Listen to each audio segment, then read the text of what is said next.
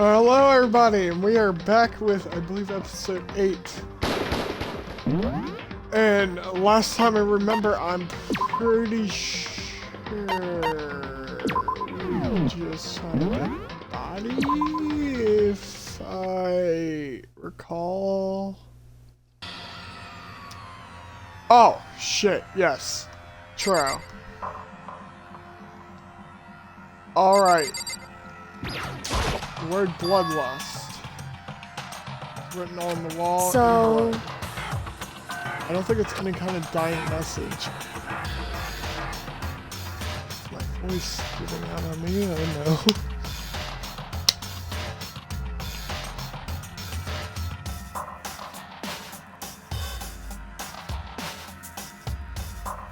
It's just too strange.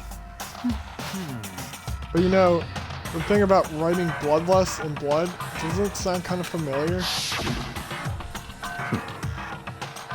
A murderous fiend who kills again and again using a bizarre and brutal method.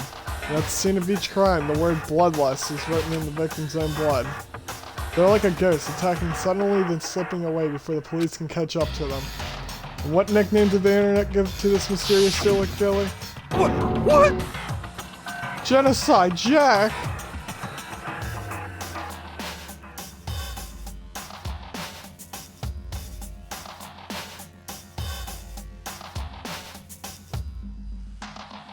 A lot of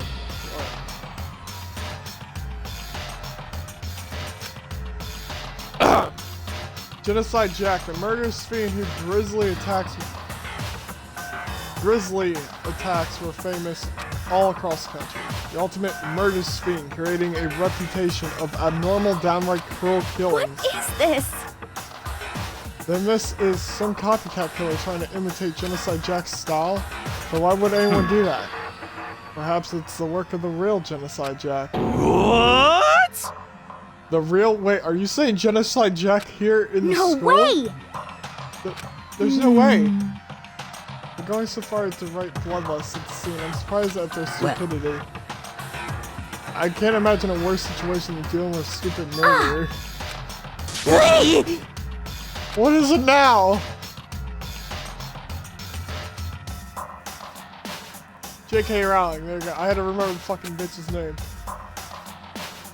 Steve felt his sister was pointing towards the entrance to the girls' locker room. Huh? J.K. Rowling was last to arrive and now she's just standing there. No. Why? Why? How the fuck do you pronounce that? What? Yeah. Oh my god. Wait, she can't handle blood, right? So,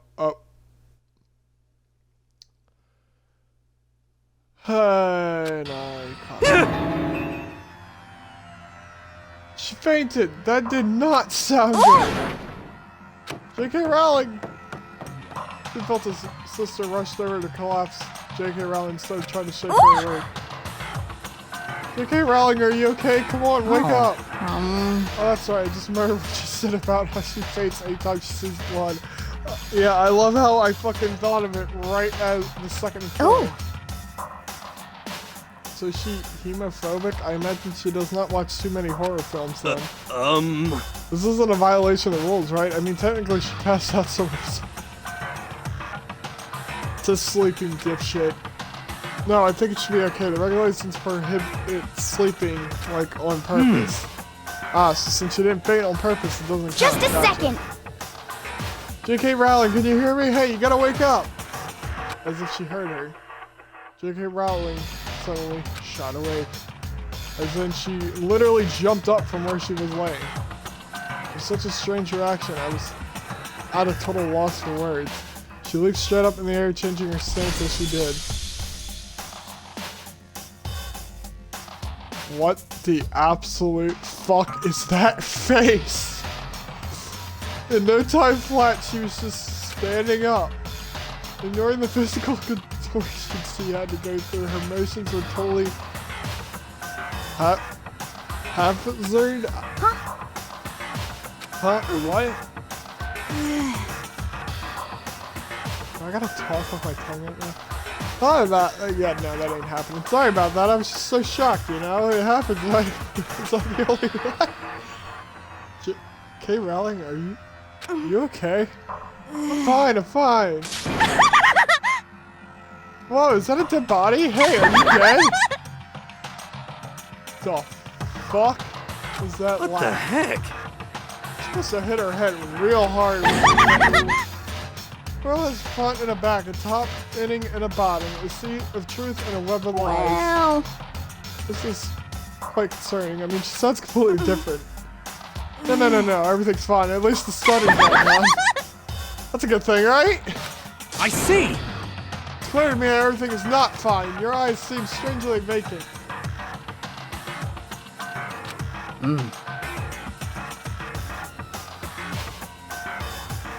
Yeah, go ahead and do that. So, I don't mind taking her, but can someone help me?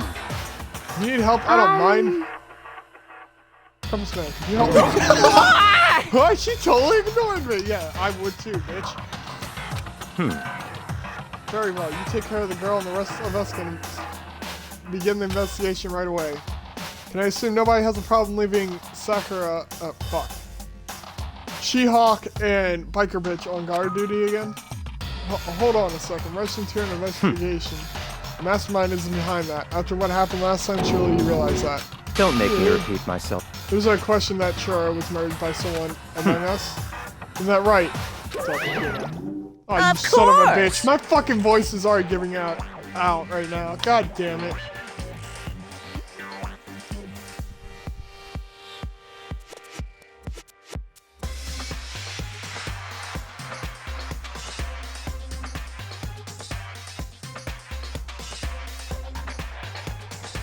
Right as the rain, bitch! But don't take it as a bad thing, bitch. It's just a fact of life, bitch. Because... Yahoo! That's how graduation works, bitch. Like, it's happening again? Is that what you're saying? That no one of us killed a fellow classmate? What? Does that freak you out, bitch? You guys got no balls. You know that, bitch. There's just nothing down there.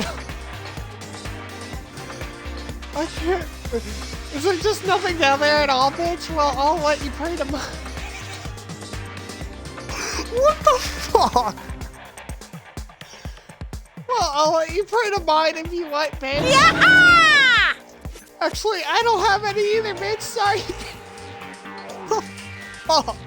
Stop talking. Stop monologuing and give us what you came here to give us. You did bring it, right? I sure did, chum bitch. The Monokuma file! I know how much you must be looking forward to it, bitch. See ya To later! place you your very tippy-top best of this investigation, bitch. No way! Christ. Do we really gotta do another? No, yes, that's exactly what he said. Yes, examining the corpse of one of our friends, yes. Having to suspect all our Now I can see why I got burned off this game so fucking quick. Holy shit. Why? I hate this. I can't take it anymore. I can't say y'all are sisters. Help me! I'd be having the same, but Jesus Christ. I've had enough. I'm getting out of here. Hey! Where do you plan on going? There's nowhere to run. Jeez, why did she say hey so fucking aggressive? Damn. Such ignorance.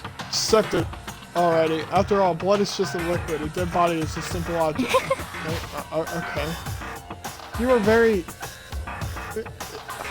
enthusiastic about all this, are you Naturally. not? How can I not be? We don't unmask the culprit, we all die. But that's true, but to jump What? into it soon. What, do you want Such to die? ignorance. Fine, then go off and die somewhere right now. Go ahead, you're a waste of space. Damn you! Damn! There's dead bodies and... Piece of shit! Sure, it wasn't an object. Show a little respect or I'll beat some into Calm it. down. Everybody stop bickering, listening. Listen, there's some truth in what... what the rich bitch said.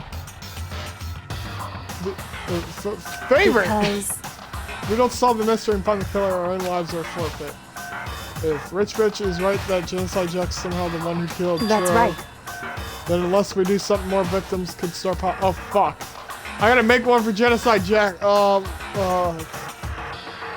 the fuck was his name? Tim Bundy. There you go. What? Crocodile Bundy or whatever, right? I forgot what the fucking shit was called. Forget more victims. If we mess this up, we're all dead meat. Hey! Hey! Hold on, bitch. If that's your worry, you don't gotta worry any longer, bitch. If anyone, Jesus Christ. If anyone killing game, the guilty party may only kill a maximum of 2 people, bitch. Huh? What? I don't remember any word like that. Actually, I just came out with it, bitch. I mean, if one person went around and killed everyone, your lovely student life would be all over, right, bitch? Your role has been added to the regulations menu. so then. In that case, why not limit it to Hey! one person?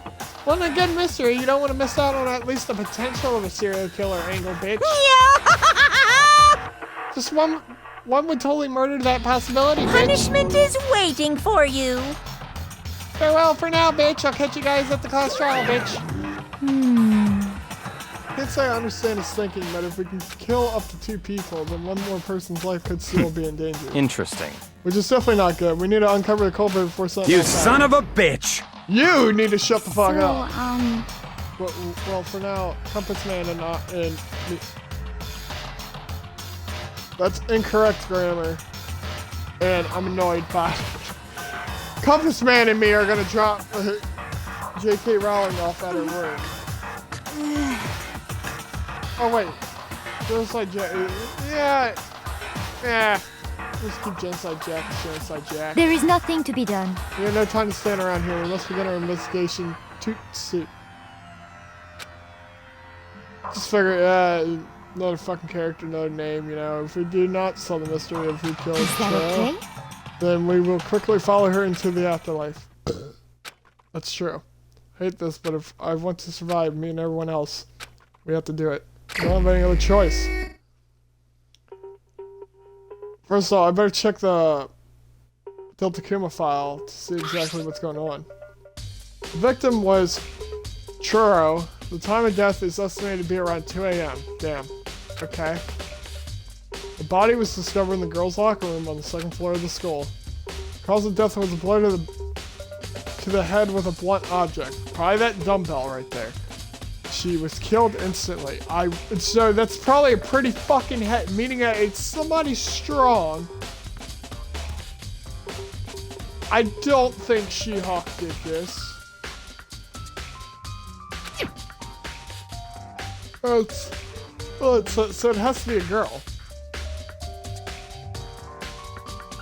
I don't think Favorite did this. I don't see her fucking killing somebody, putting bloodlust there, and yeah,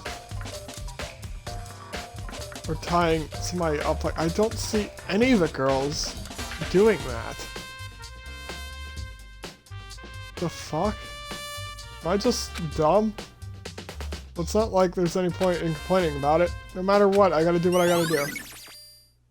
Deltakuma file number 2 has been added to the truth bullets section of your handbook. Hey Simp, do you have a second? Huh? Did you need something from me? Of course, life without purpose is quite dull, you know? So what did you need? I'm gonna let you cooperate with me during my investigation. What? Huh? I'm purchasing your talent, the same talent which allowed you to solve Katy Perry's case. Solve? Stop No, talking. you seem to have some limited use, which is why I've chosen you. You have the honor of contributing to my investigation. So you invited me to come with you. You're doing it in the most arrogant way possible. Let's go. Now then, shall we get started? But we need to get moving. There's no time to be standing around. I don't really know what just happened, but it looks like I'll be working with Rich Bitch on this one.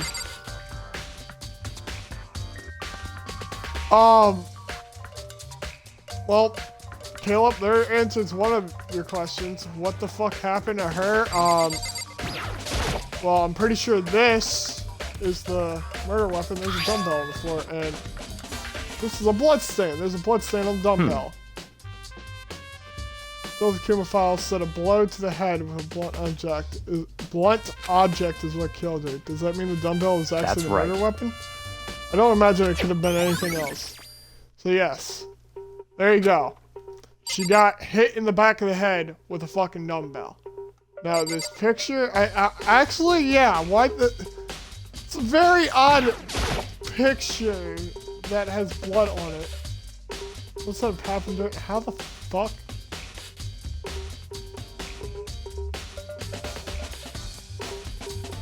Is she like looking at the fucking poster like, that's what I want to look like. And fucking just got nailed. Blood on... There's fresh blood stain on the carpet. Must have been splattered with blood during the murder. Yeah, I can see that.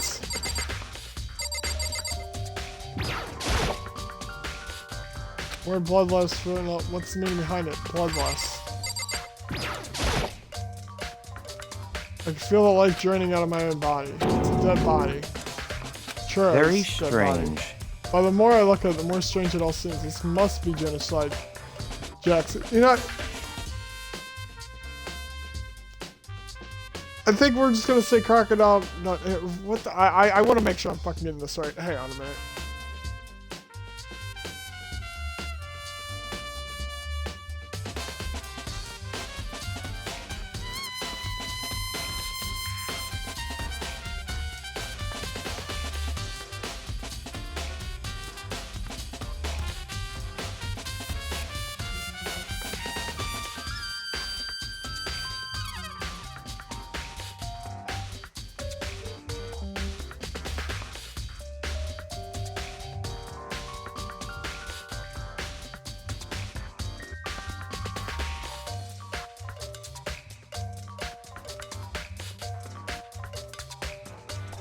I don't know. Never mind. I was wrong on fucking.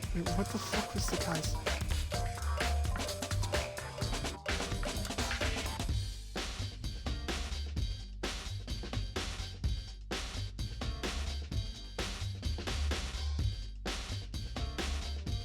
Ted Bundy. That's what it was. Okay, I was close. That's who I was. That's who I was thinking. Ted Bundy. So that will be Genocide Jax's name from now on. Ted Bundy. Handiwork. What? Well, but we're still not sure he did it. Is that what you want to say? I wonder about that. He's really making this like obvious, like it really like the way he just reacted and shit. It seems like it's him, but it's in the girls' locker room, meaning that it can't be him. It's just way too fucking obvious.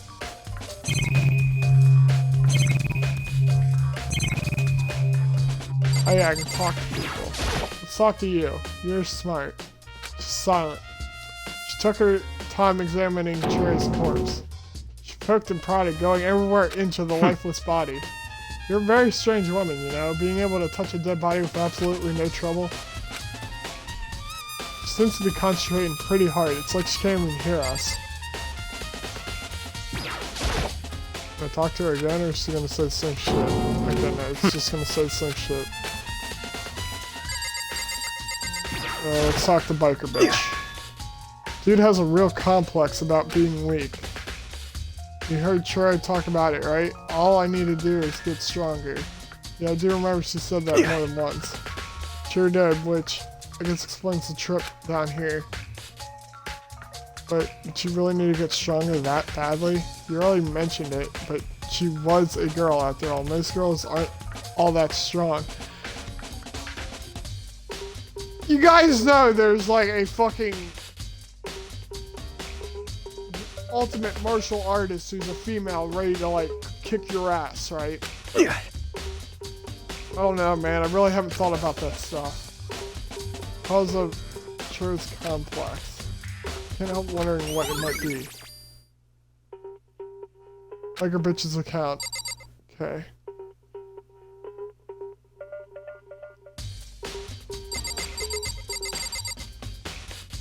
He did defend her, so I could see why that would really hurt him. He uses the locker room all the time. Now it becomes the site of Troy's death. And why was she killed in the locker room? Actually, if you think about it, she could have been killed somewhere else and then carried here. Where the fuck did that thought come from? She was very light, that is true. It wouldn't be hard for someone to carry her, but still.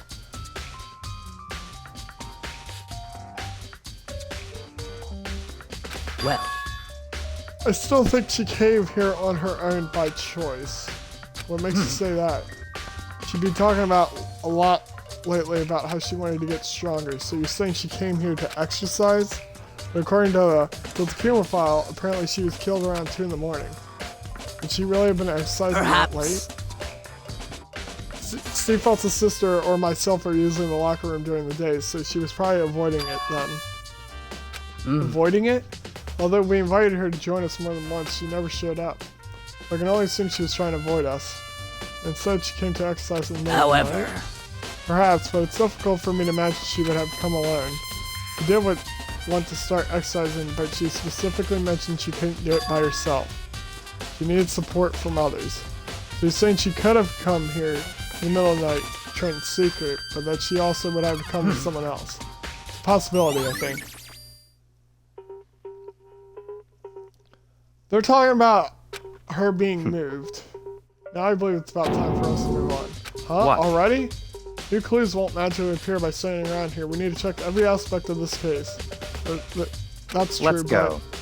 but you're satisfied. Let's hurry up and proceed. So pushy. I got caught up with the wrong person this time. So this is our next location. This place is related to the investigation. Figure it out for yourself. It's no fun if you don't, right? Because it's out here. So, trying to think. So she had to be with somebody. They're talking about her being moved, but all the blood is in that room.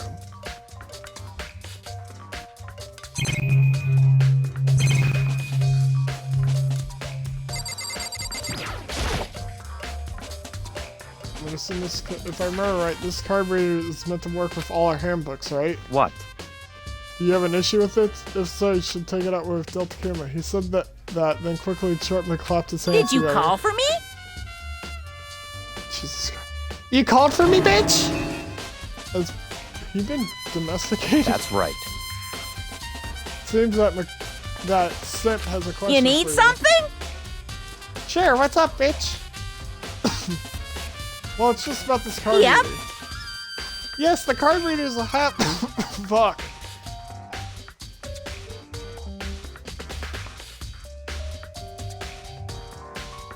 Card readers have all been designed to interface with each of your e-handbooks, bitch. You can only enter the locker room corresponding to the gender listed in your individual handbook, bitch.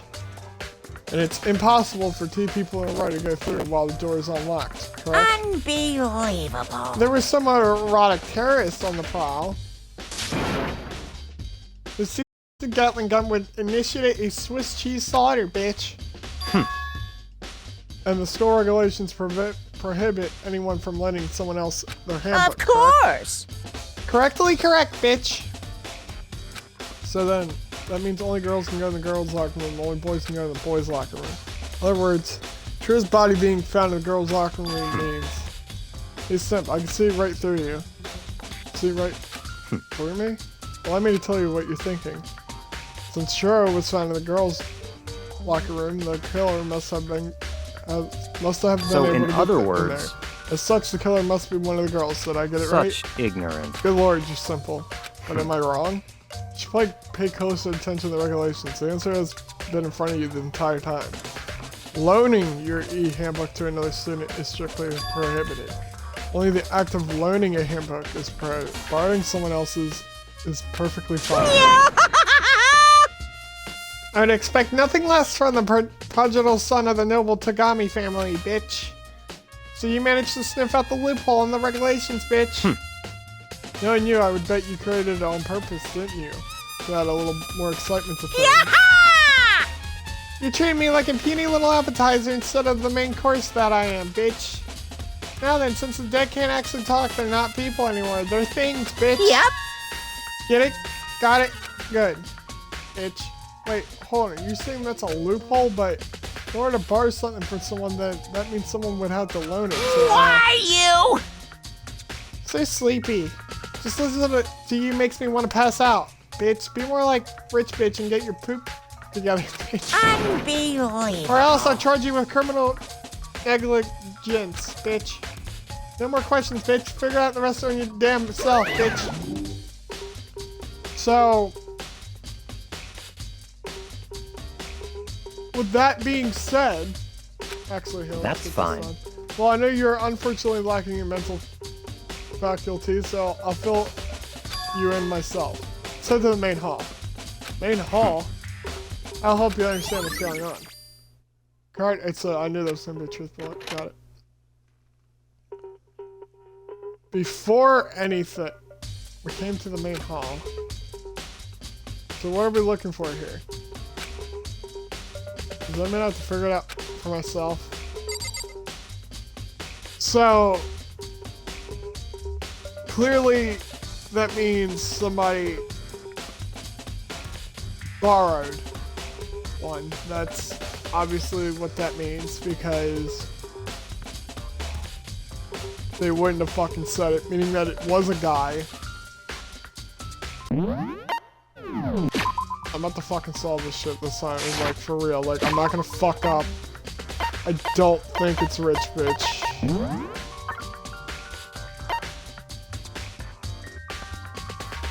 No, he couldn't. I don't think he would have done it.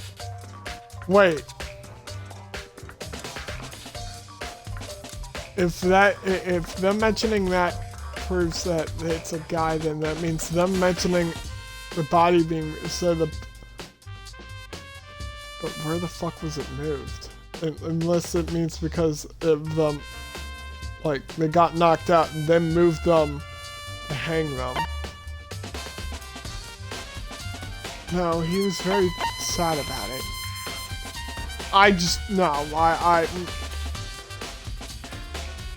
I could see you going to the girls' locker room, but I can't see you killing somebody. You either.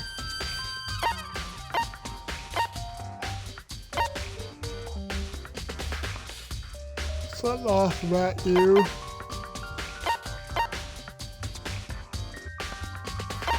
Oh, well shit, never mind. Okay, well I don't got enough clues yet. That's a fucking camera with a gun. Surveillance camera, there's what I can only assume a gun attached to it. It's so chilling. Wait, ooh, the fuck is that? Hang on a minute. It's two guns, not that. So it has to be this thing, right? There's a mailbox here. Could there be something inside? It's an e-handbook. No wait, there's 3 of them, but what are they doing here? So you finally found them. Huh? Did you know these were here? Rich bitch. I happened to find them by chance myself the other day. Seems there's a system in place where the handbooks of dead students get delivered to this mailbox. So these 3 handbooks belong to Junkrat, Cade, and Katy Perry. You can go ahead and confirm it yourself. I immediately turned on one of the handbooks, and when I did, of course it's Katy Perry's. You're right, this is Katy Perry's handbook. Now, do you understand this is the key to the loophole that I revealed earlier? Yeah, I feel like I'm starting to get it. You should pay closer attention to the regulations. The answer has been in front of you the entire time. Loaning your e-handbook. Yeah, I already read this. I'm not fucking. Fuck that. I see. Yeah, now I understand. Main hall e-handbooks have What? been added to truthful. Hold on a sec. Very What's wrong? strange. That's strange. One of the handbooks won't turn on. Huh? Is it broken? Who is it? The other handbook shows Junkrat's name when I started it up. And the other one that won't turn on must be Cade's, right? I see. Would make sense, yes. After all, he did get pummeled with dozens and dozens of baseballs. Pummeled with baseballs. Oh God. Oh, I thought the scene was about to fucking run through. The memory of it came flooding back. A cruel punishment which led to Kate's death. Execution that the mastermind concocted. A cruel, heartless death. You're right, it wouldn't be surprising for the handbook to break during that kind of assault. Damn it! Hey, bitch! Making me angry!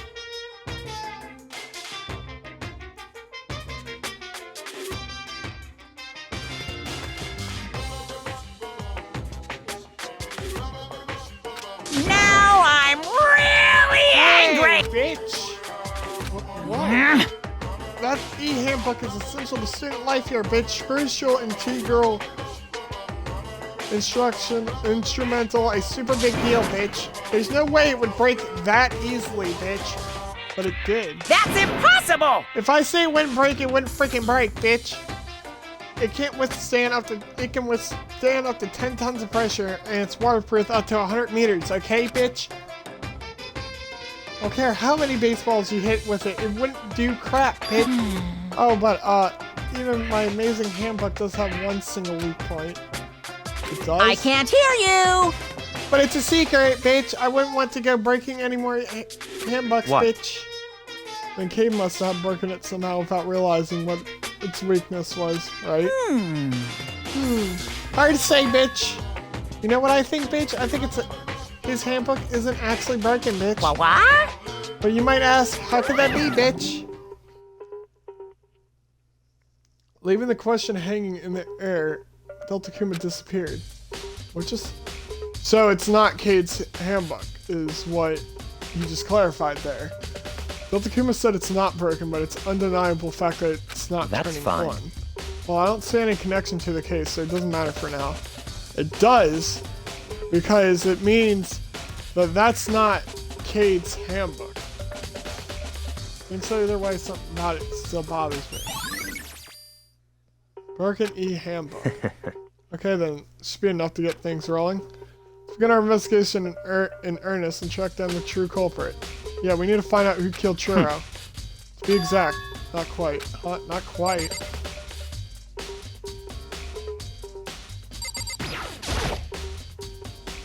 What do you mean by that? Rich bitch, to be exact, not quite. Certainly I want to reveal Churro's killer, but more precisely, I want to discover the true identity of Tim Bundy.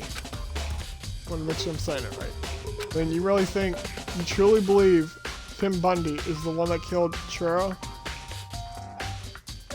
Don't make me repeat myself. Absolutely, I have no doubt that Tim Bundy is the culprit in this case. Reaction! The murder's fiend is Tim Bundy, What? right? Somebody else it could be. Murder's fiend who kills again and again using a bizarre and brutal method. They're like a ghost, attacking silently but slipping away before the police can catch up to him. What nickname did the internet give to this mysterious serial killer? Tim Bundy. They say he kills thousands of people, but that's gotta be an urban legend. So could one of us really be demented psychotic killer like that? You're not wrong to wonder. Words mean little right now. That's something that I will prove it. I can show you. What do you mean by... Don't make me repeat myself. And I have a basis to believe that I assured you Tim Bundy is one of us. Is there really proof? There's something I'd like to take you. This will provide all the evidence. It's all you clear need. now. Evidence that Tim Bundy is the one that killed Churro. Evidence. Does something like that really... Ah, hey, you two. Big trouble, need your I don't help. have time to play with We're you. busy, leave us alone. I mean, But it's an emergency, emergency! Come on, please, you gotta help me. Again, he's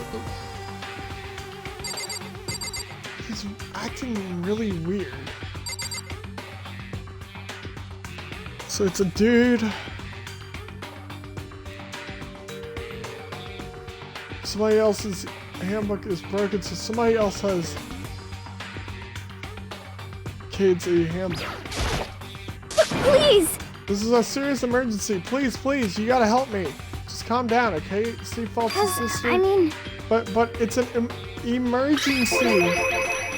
Emergency, what Wow. happened? Something's wrong with J.K. Rowling. She's acting super strange. Well, I mean, she was acting pretty strange earlier, right? What should we do, Rich Very Bitch? strange. Since it's J.K. Rowling, I must admit I'm intrigued. So I just can't take a second to see what's going on with her. Are you sure? Don't make me repeat myself. I like how it actually made him repeat himself. I didn't expect that. I thought for sure he'd just say no, like, and that'd be the end of it. Okay, come on, hurry. Wait for us, Steve Felt's sister. Let's go. Looks like she's headed to the dorms to J.K. Rowling's room, most likely. You're right. It's acting very odd. You guys are too slow. I think you're just too fast. So, what's this emergency? Well, after what happened in the girls' locker room, we left J.K. Rowling in a room so she could lay down. After a while, we came back to check on her and, and see what she's doing. But when we did, it was weird. She refused to come out and she kept saying all this weird stuff. That's weird fine. stuff. We should try talking to her ourselves. Yeah, good idea.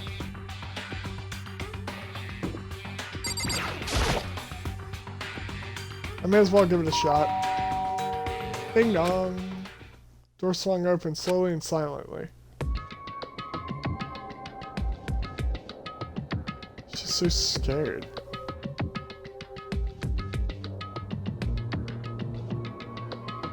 There's no way she did it because she would have passed out, right? There's no fucking way. Holy crap. The aura of negativity flowed out from behind the door, forcing a gasp out of me. What? Oh, nothing. It's just that Hina was really worried about you holding yourself up in your room. leave me alone. Yeah, sure thing. But could you open up just for a second? Won't allow it. Huh? I won't let Genocide Jack have control. I'm sorry, what?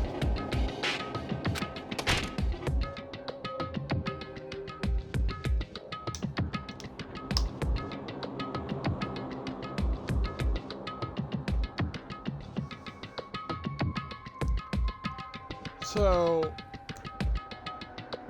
no. I'm not believing that. No. I'm not believing that. That's too easy. Too easy. No. Way too easy. Nah. She didn't act like that the whole time when I rang a little while ago.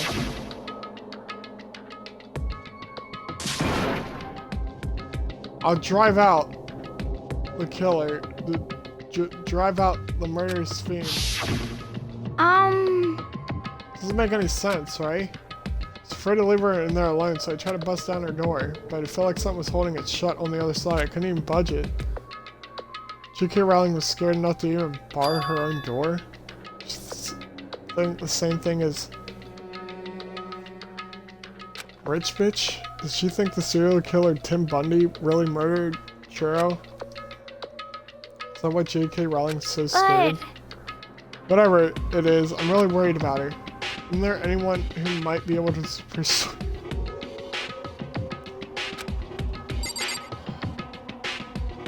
Hey! I know she has the hots for you. Hey, Rich Bitch, you think you could ask her to come out of her room? I mean... That's fine. Sure, whatever. Huh, you're gonna talk to her, Rich Bitch? Wow, I guess you can be nice when you want to.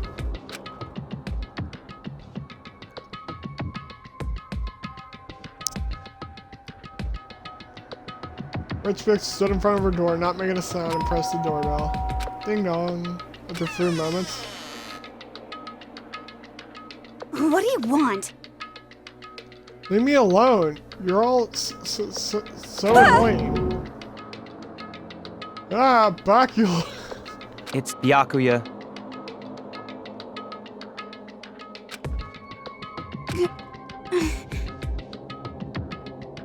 I'm sorry. I couldn't keep our promise.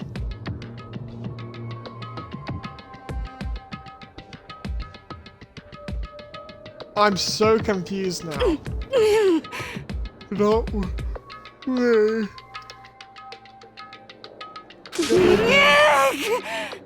I won't let Tim Bundy have control ever again. With that door slammed shut. Even Rich Bitch couldn't pull it off. Nothing else we can do. Let's get back to the investigation. Hold on. Hey, Rich Bitch. What was J.K. Rowling talking about just now? Something about What? a promise? Oh, I have no idea. Another one of her delusions, I'm sure. But Stop talking. if I say I don't know, that means I don't know. I just let Seafeld's sister take care of it. Okay. Alright. You're making it way too fucking obvious. I mean, I gotta take those two out. There's no way it's either one of them. It's too fucking obvious. Oh yeah, okay. I'll stay here and keep an eye on her. Let's go. Well then, let's go. Without waiting for a reply, Rich Bitch sped away. Rich Bitch! And I hurried to catch up. Tried to talk to him several times as we walked. But he didn't even look back and let alone say anything. He just kept on walking towards his destination. Finally, his feet brought to a stop in front of a certain room. A library? Come on, let's go in.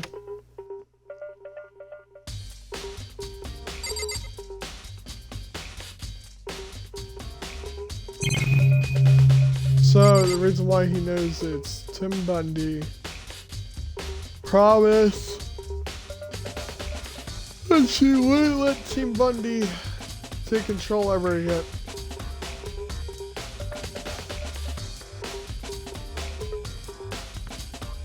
It's too... No, that's way too obvious. It's not her. There are no clues, but we need to check elsewhere.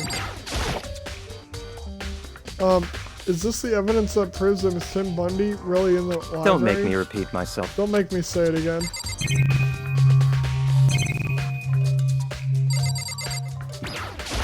Over here. There's no point checking there. We need to find real clues. Where the fuck do you want me to look?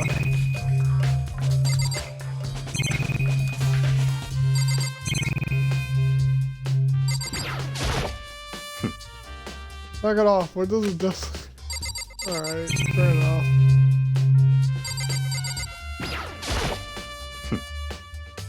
And close me, check it elsewhere. Where?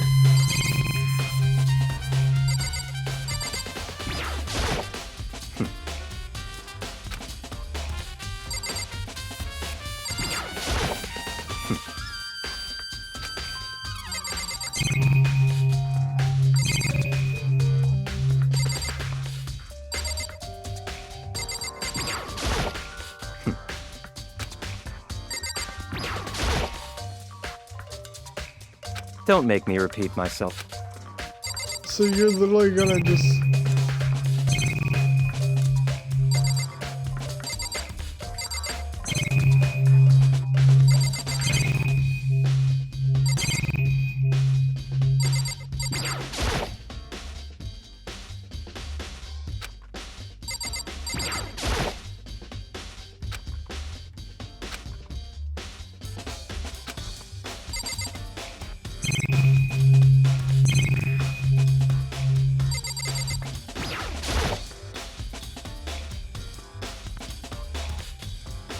Wait, what?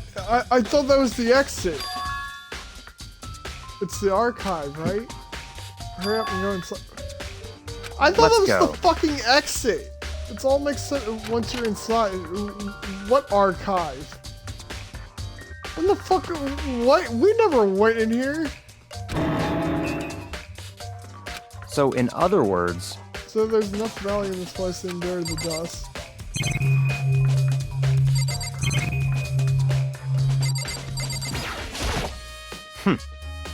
Pay attention to your surroundings. You're sure to discover the value for yourself.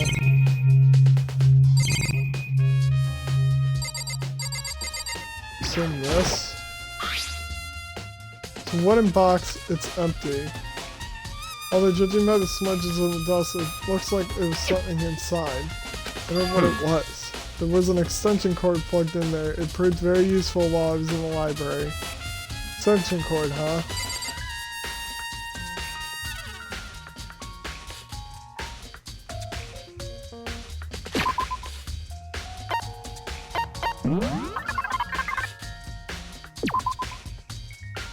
Oh, this ain't gonna show me the fucking picture. I wanted to look at the body real quick because I was like, I don't know, because you didn't need it out there, right?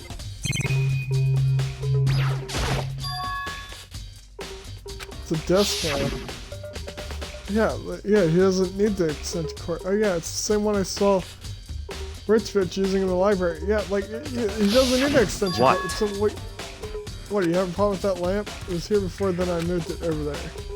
It's too dark over there, so I thought I'd put it in good use.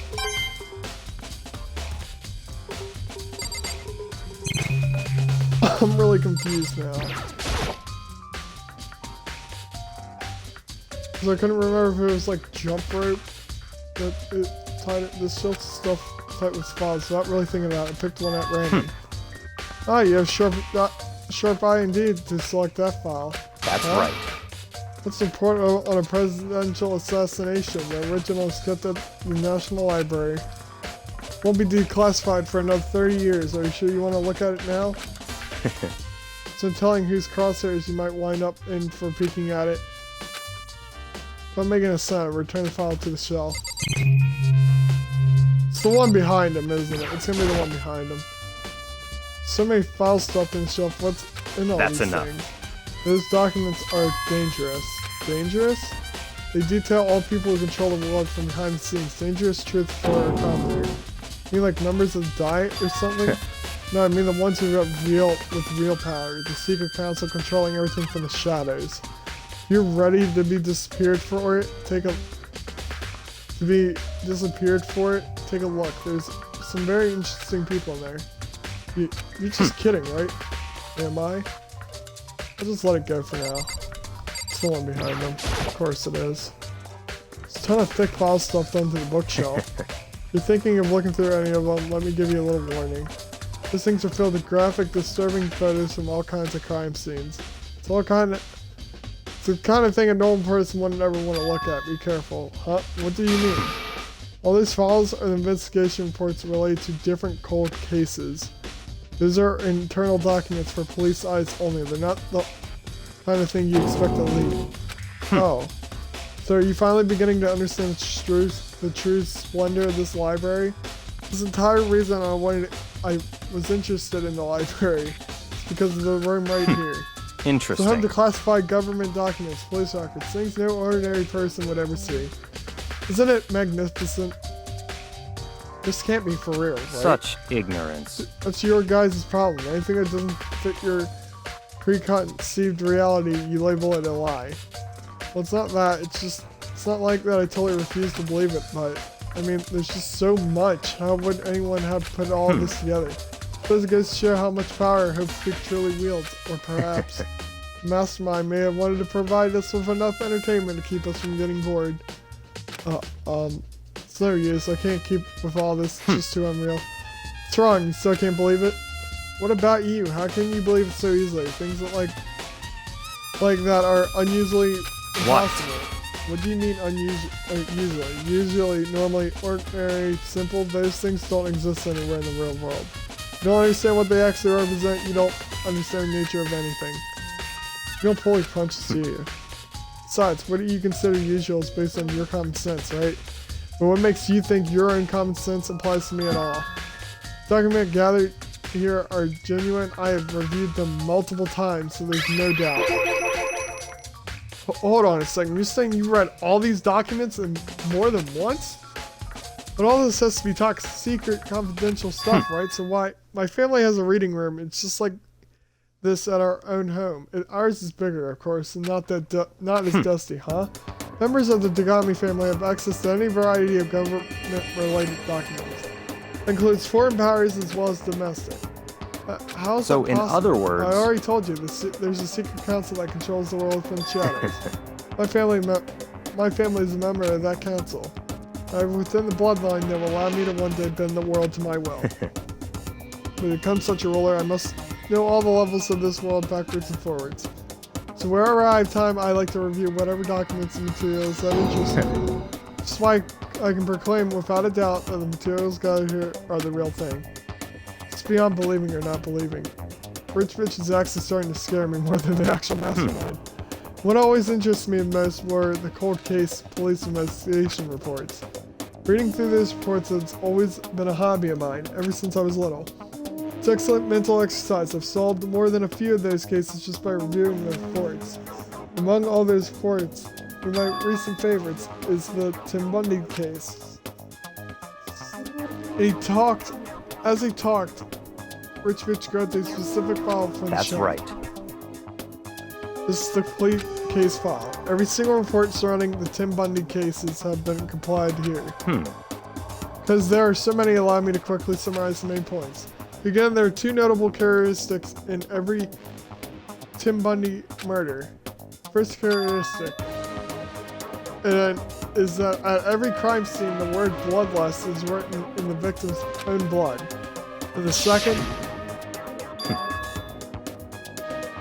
is that the victims are murdered, their bodies are suspended in a certain way.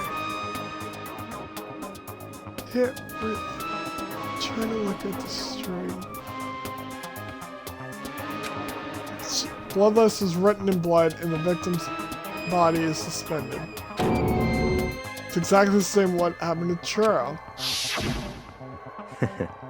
Save your surprise, the best part is yet to come. The second characteristic where the victims are suspended. The only ones who knew about the particular fact were the members of the police and other higher-ups. By all accounts, nobody in the media ever found out. Huh? In other words, no one knew on the news, no one online, nobody knew about that aspect of each crime. Only key officials and the killer himself knew about this act of mounting the victim. Now, if you recall Chura's corpse, her body was most certainly mounted in this action. So how could the killer have known about suspending the victim? That's right. That's the key question. But in fact, the answer is So quite in simple. other words, Culprit isn't a copycat killer. It's the real Tim Bundy. Yeah. in other words, That's right. There's evidence that Tim Bundy has hidden himself among the rest of us. That Tim Bundy really is such a brutal fiendish killer. Really is walking around us. interesting. Things are really starting to get interesting, aren't they?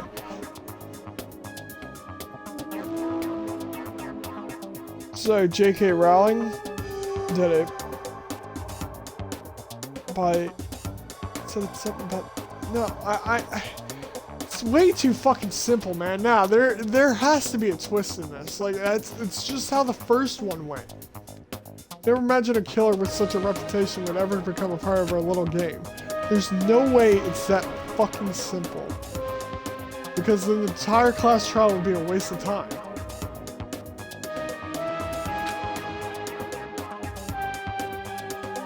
Right? Like, I'm not just imagining things right now.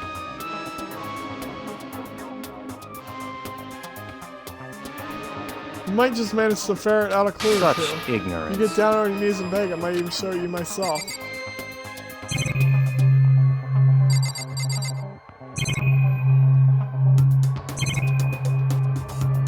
Like, do I have to actually beg to him, or can I?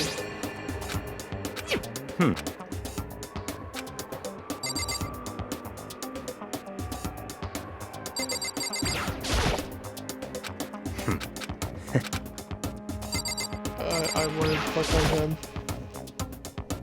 him. Rich Bitch, about that Tim Bundy case file, could you let me see it? That's fine. Well, you didn't beg, but I guess it's okay this time. Feel free to look at it in here, but you can't take it with you.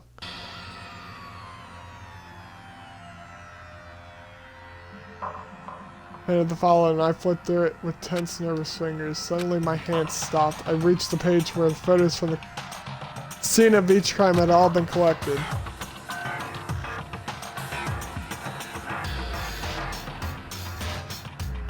Guy. The cases. Murder took place in the parking lot of the victim's apartment complex. The victim suffered multiple stab wounds across his body, believed to have been inflicted with the same scissors that were later used to attach the victim to the wall. Victims suffered multiple stab wounds across the body, believed to have been inflicted with the same scissors.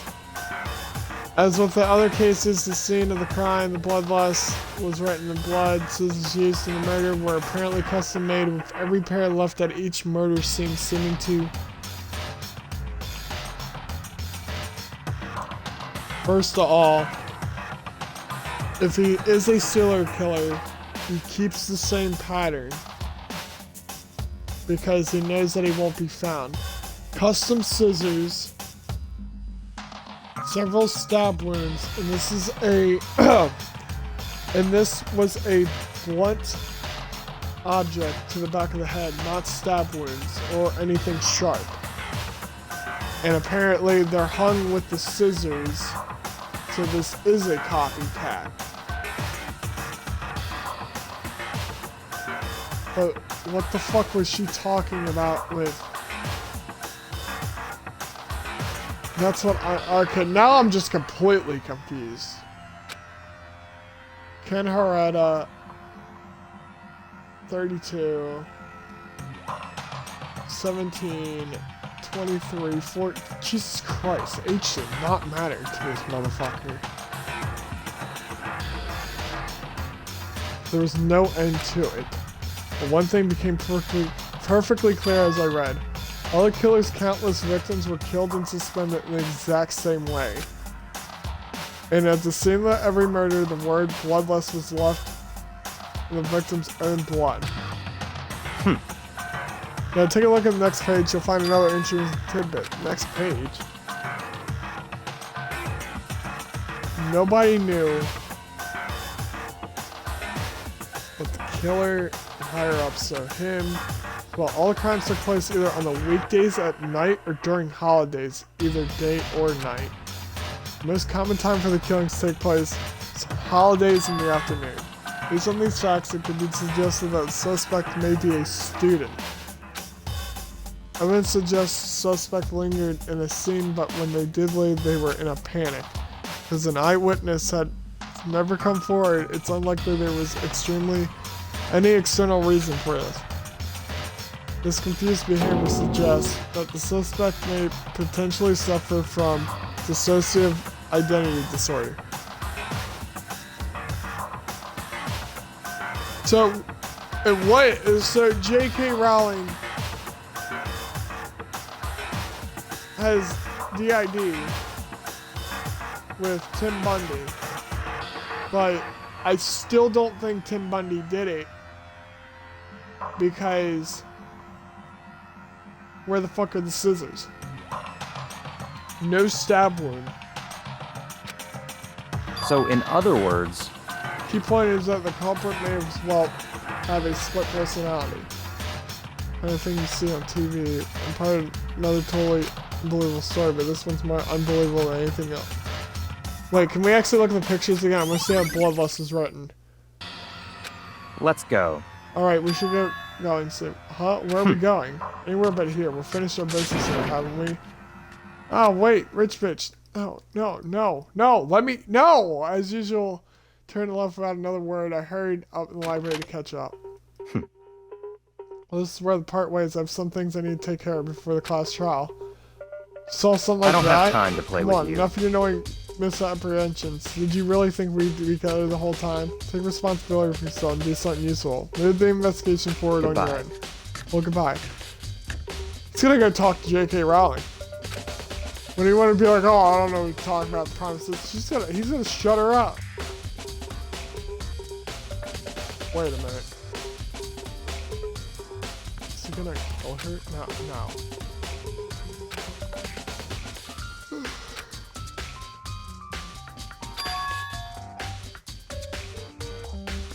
Tim Bundy, no, I don't think that.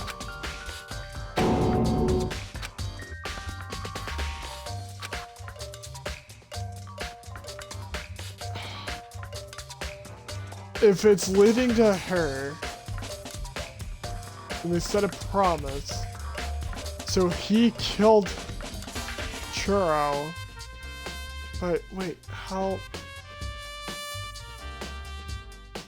So he borrowed one of the handbooks. kill, and she was following him. So they promised. I don't know. I have to go back to check the boys' locker room too. The others' rooms might have come up with some. The others might have. Well, not. That's all. Everything I can. No, I want to go back in here. I want to look at pictures. Can we look at the pictures? I want to look at. See how Bloodlust was written. You can tell me.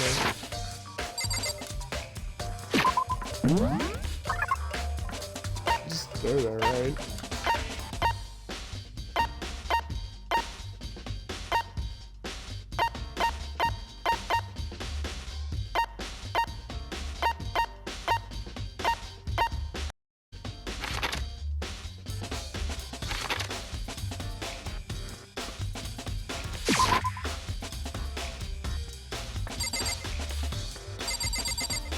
Oh, I guess we talk to you. Da-da-da-da-da! Ding, ding, ding! Nerd has discovered evidence revealing the identity of the I culprit. feel as if... No set increase for me.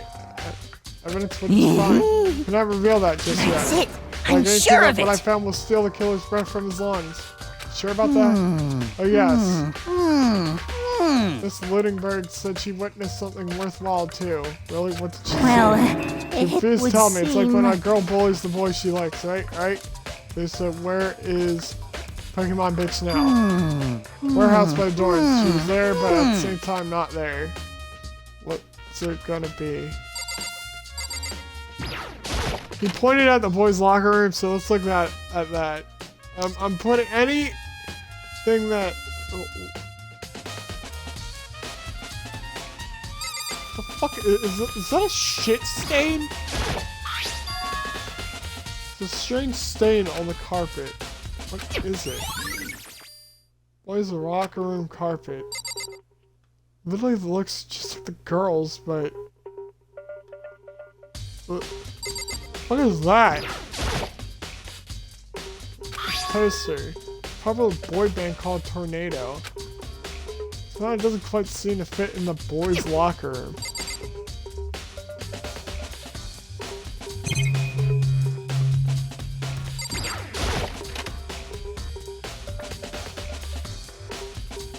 Leads to the pole.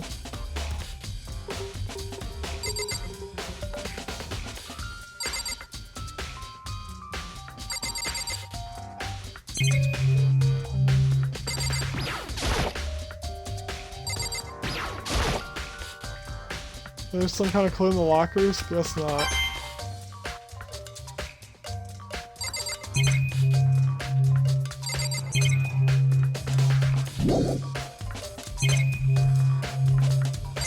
Another thing right here.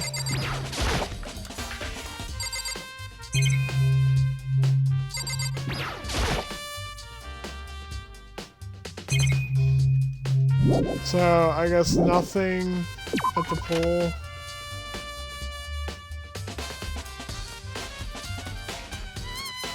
Wait a minute. Wait a minute. Wait a minute. Wait a minute. If that picture isn't supposed to... Wait, how the hell am I supposed to go in here? Why am I allowed in there? Oh, yeah, I forgot to say.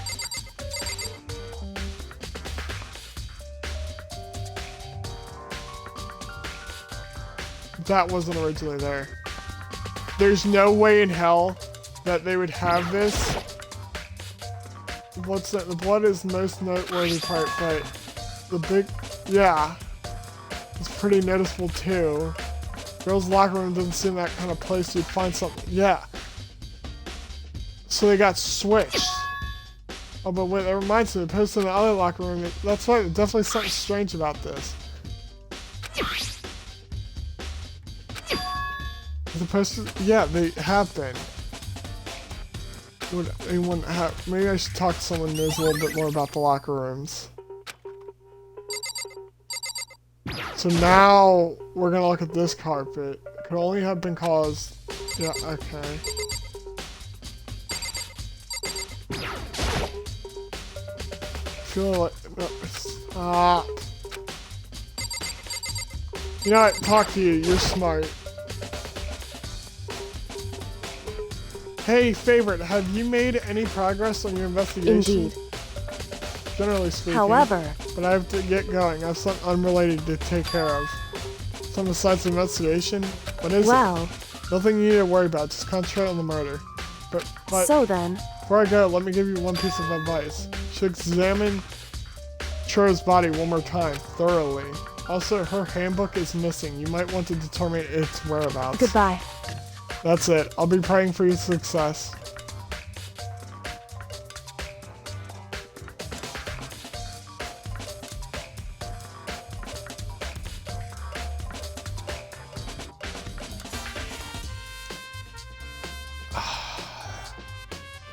That's switched. There's blood on that poster. It means turn and let girl. Hi then, and handbook's missing. It's definitely worth worrying about. Yeah, it's been added to the bullet. Okay, so body. I should say said so, but I do have my limits. Well, I better give it a shot anyway. Let's see. Hands are bound with what looks like kind of rope. Weird looking rope. It's like shoelaces. It was used to prop her up in kind of crucifix position. Huh? Rope has a plug.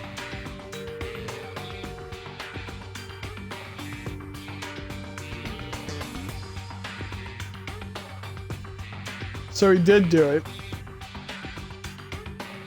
Made a promise with her. So they swapped rooms.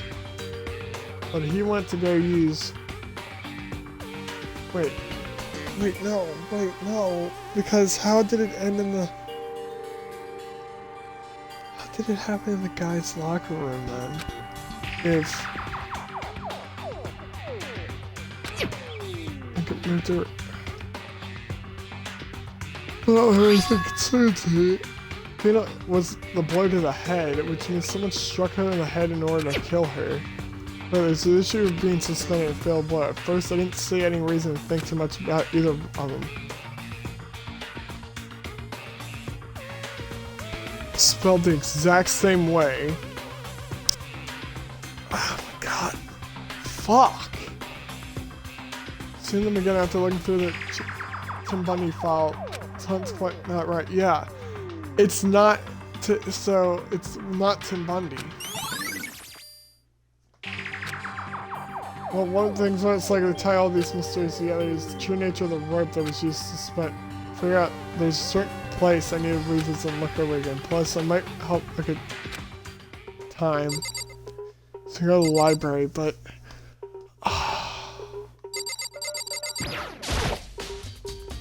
you spent a lot of time exercising in the girls' locker room, right? Of course.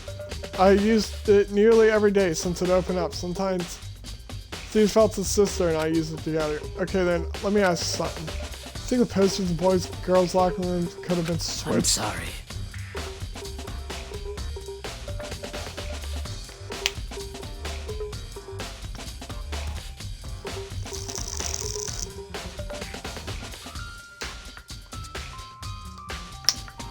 This somehow happened in the boys' locker room. Because shit got switched.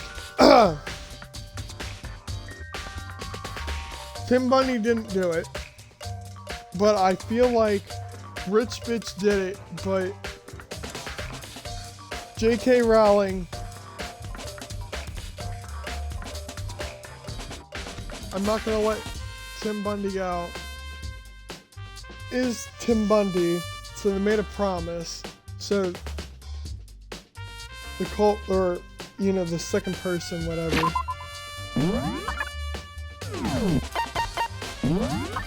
No, new regulations.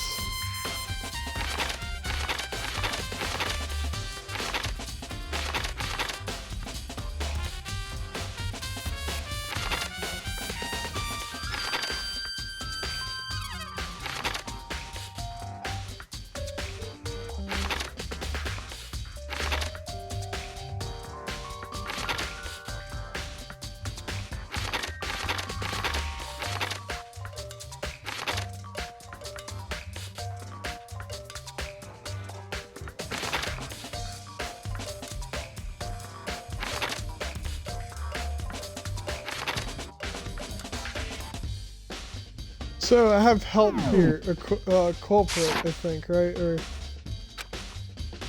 However, there is something that's been bothering me about the locker room.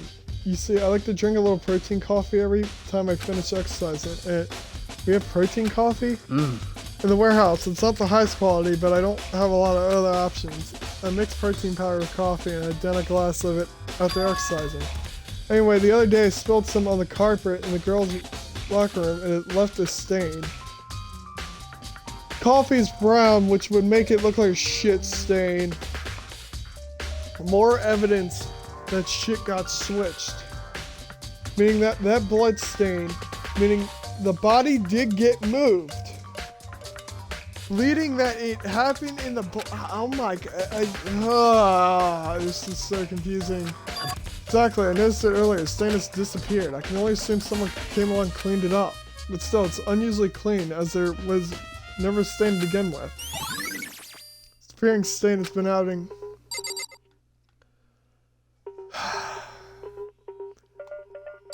That's from the boys' locker room. Body got moved.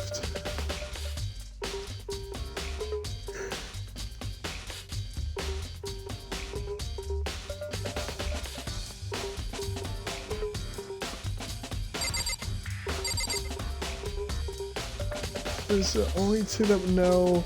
So he had her write it out in her handwriting. Gave her the extension cord for her to pop up the body. Oh god. Dude has a... Okay, yeah, no, you're just saying the same shit to me. Is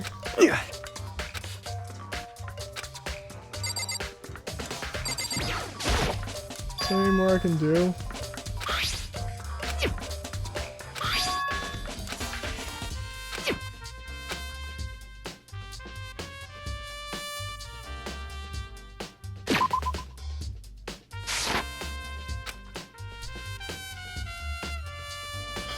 Stab wounds and that's a, yeah, so that's why I feel like he did it. It's all dudes, so wait, that's another thing. All those names are male.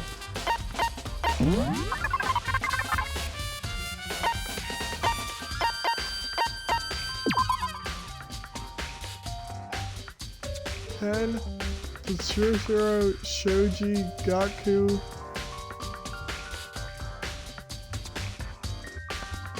The same way, and this is different. So I gotta go back to the library, of course. I found that out. I figured that out. What about the fucking warehouse as well?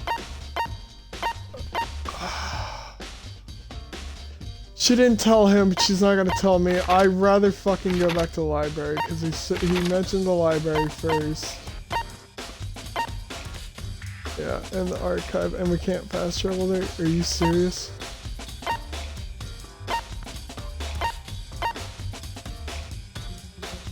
Why won't you let me fast travel there?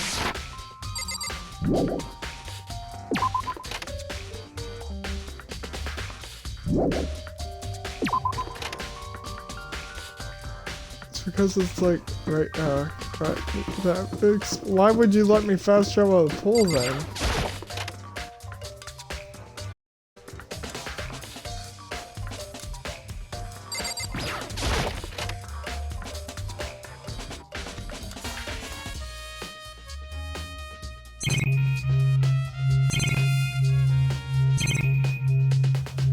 So meaning that it would be over here. Oh wait, no, I knew it was so.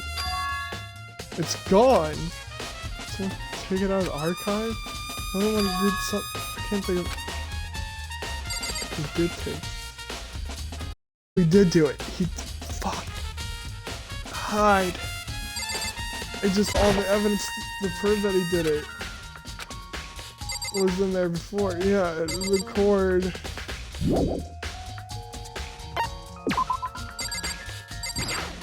Here, gone. I just assumed it. Okay.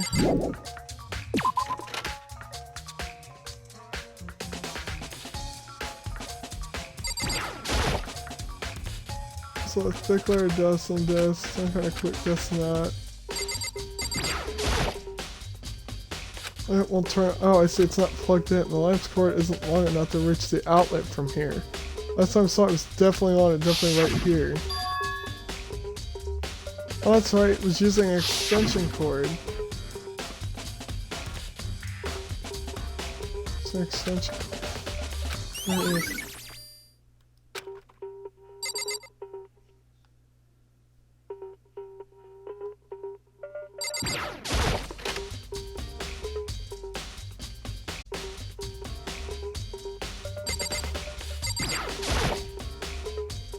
This lamp.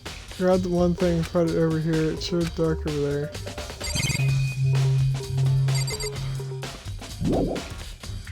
So he did use it.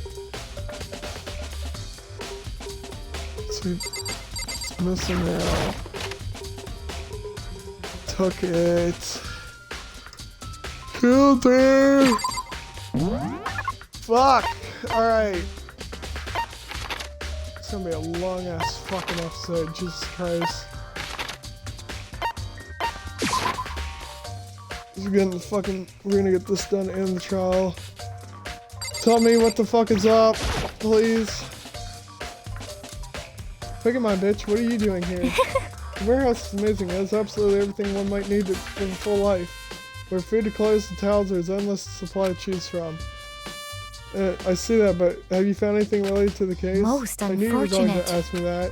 I thought talking about the warehouse itself might misdirect you, but I see it was pointless. Then, did you find something? Very well, I will tell you, and only you. Actually, Last night I saw it here. Churro was in the warehouse. What? Really? indeed. It was right before nighttime. What are you doing out this late? Oh, I was just... Are you planning to go exercise, perhaps? What? How did you know? Because I can see a blue track jacket sticking out of that duffel bag you're carrying. Oh, you're right. Thanks. Well, I'd better get going. I'm kind of in a hurry.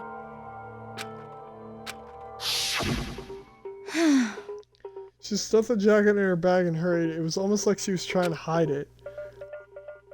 And just like that, she was gone. Yes, I assumed indeed. she was merely stalking out to exercise in the morning, but appears she ignored the nighttime rule and headed directly to the girls' locker room. Broke on a roll, none of this would have happened. Get what you deserve, I suppose. So apparently, went to the girls' locker room late at night in order to exercise without anyone knowing. Strange thing is, there was no trace of track jacket or duffel bag. Celeste, the Pokemon bitch, said she saw. And also, she said she wasn't alone.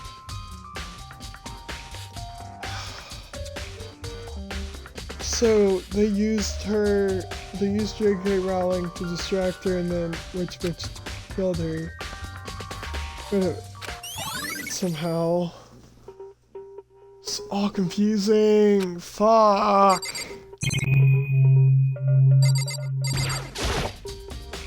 It's all kind of stuff piled up here until it looks like better.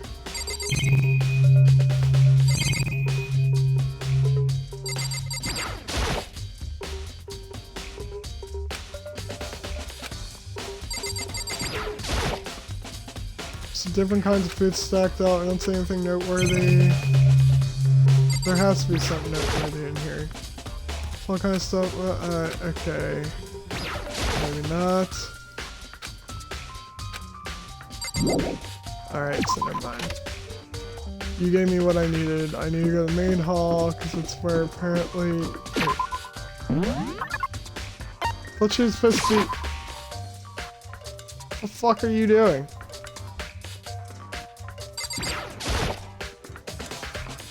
Oh, Sleepfeld's sister. How's J.K. Rowling doing? Same as before, she won't come out and she just keeps on mumbling something about Tim Bundy. So I just left her there. You left her? My head was all swimming and I was getting pretty hungry. Yeah! Oh, but don't worry, I'm gonna head back as soon as I'm done eating. J.K. Rowling's not exactly pleasant, I'm still worried about her. Speaking of which, what are you eating? Huh? A donut, of course. Of course. Two things I'm sure God created, outer space and donuts. Really? I bet Tara would have liked to eat more donuts. Maybe that was her one big regret. I should have tried to spend more time with her. The thing about it, who did she spend time with? Well, Yeah, she was a little bit strange. Didn't really hang out with other girls much. It was like she was trying to keep her distance from us. Actually, She-Hulk said something similar. So that even though you and her invited her to exercise with her, she really... yeah, totally. Yep, it's true. And it wasn't just us either. It was like she stayed away from all the girls. Is she just shy? I don't know. She talked to the boys all the time. Try around your own sex, totally fine with you. Oh wait, maybe she was just a guy spoiling her. The law says you can't judge a book by its cover, right? You think so? I never really saw innocent type and then spoiling her. Oh fuck!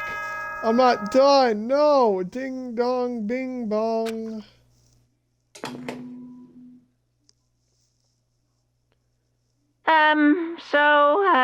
I'm getting tired of waiting. Shall we just plunge right in? No, It's the moment you've all been waiting for. The class trial. You remember where to meet, right? Please go through the red door on the first floor of the school. See you soon.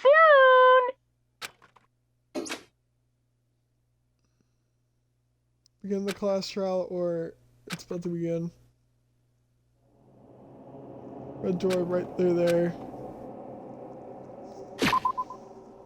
No. So...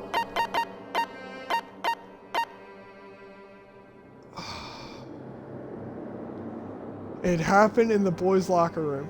She talked to fucking... not to fucking... She talked to the boys a lot.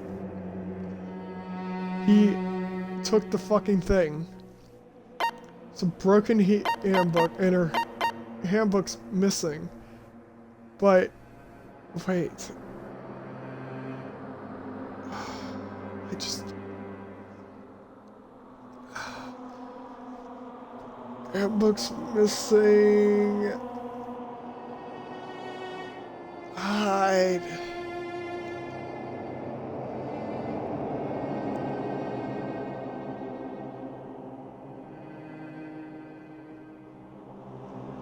Can't wrap my head around this, man. If her thing's missing, it means he borrowed hers, meaning that never mind. Well, J.K. Rowling wasn't a part of it because he would never need. But like.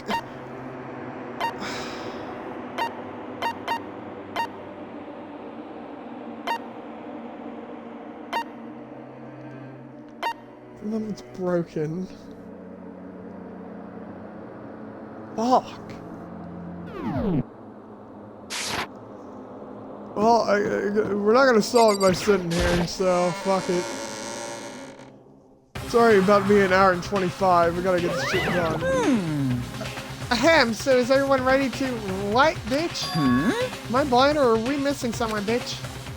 Yo. Yeah, J.K. Rowling's not here. And J.K. Rowling is... You really don't remember? Come on. Kidding, bitch. I'm just kidding, bitch. How could I forget that little nut job, bitch? She's the first part of the class trial this time, bitch. What are you gonna do? Okie dokie, I'll go ahead and drag her out of here, kicking and screaming, bitch. Just one moment, please. Oh, God. Just like I said a few minutes later, he reappeared, dragging J.K. Rowling from behind him. I told him I didn't want to, but he forced me. I can't believe you would drag a girl around. Terrible. You're terrible. You, bitch. So now everyone's here, right, bitch? Okay then, hustle into the elevator and let's get to the show on the road, bitch. See you guys down there, bitch. Let's go. So shall we get going? Son, find out who killed Churro. Yeah, it's your ass, but I don't have all the fucking evidence on how you did it, but I know it was you. You're gonna try to make me think that's J.K. Rowling, but I saw right through your fucking plot hole, bitch. Someone made the choice to kill a girl like that. That murderer is one of us. Someone's standing right here.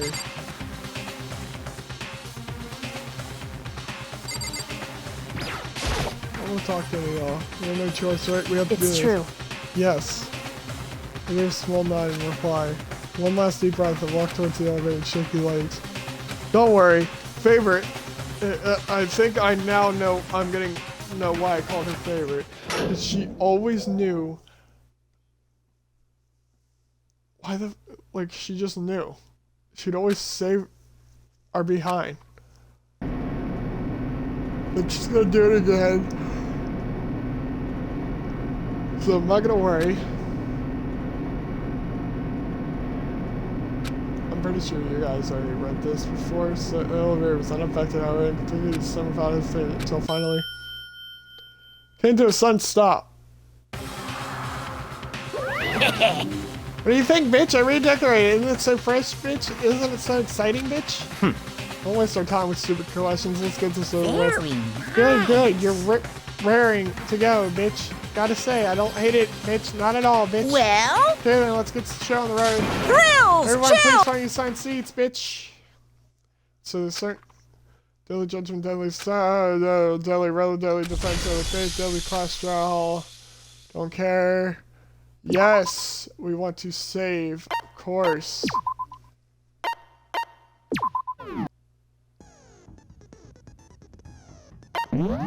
Summer skills, yeah. That was Chur murdered. Or about Jock. Just true bullet rate of fire effectively during non-stop. Okay. Skill of hiding within a group. Is there any help to be found in this murders? Increase damage opponent when the same is destroyed. Increase bullet capacity effective during the bullet time battle.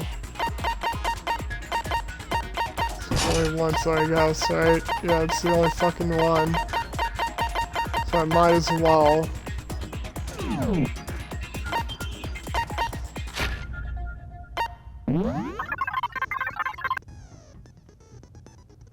I'm not gonna remember all that. There's too much for my ass to remember. Last trial. All rise.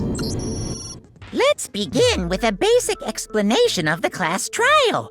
So, if you can figure out who done it, then only they will receive punishment.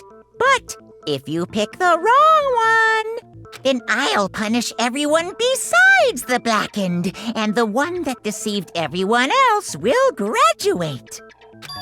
Okay, then.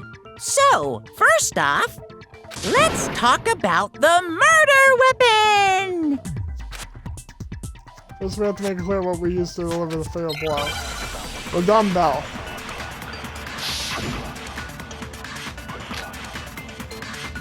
Yeah, locker room dumbbell. Chihiro's fatal injury. It appears it was a head wound. According to the Monokuma file, the killer used a blunt instrument. But what kind of blunt instrument could it have been? I bet it was an iron pipe. Fuck! How the hell did I shoot again? The focus gauge controls.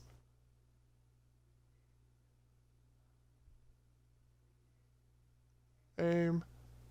Fire. Concentrate. No, I missed! That certainly would make for a powerful weapon. Poor Chihiro. Chihiro's Fatal, it appears it was. According to the Monokuma file, what kind of blunt? I bet it was an iron pipe. Interesting. That certainly would. Poor Chihiro.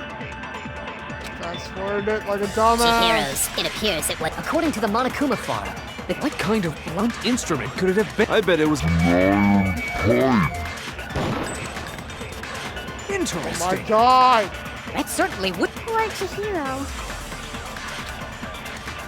Chihiro's, it appears it was. According to the Monokuma file, the killer. What kind of blunt instrument could it have been? I bet it was an iron pipe. No, that's wrong.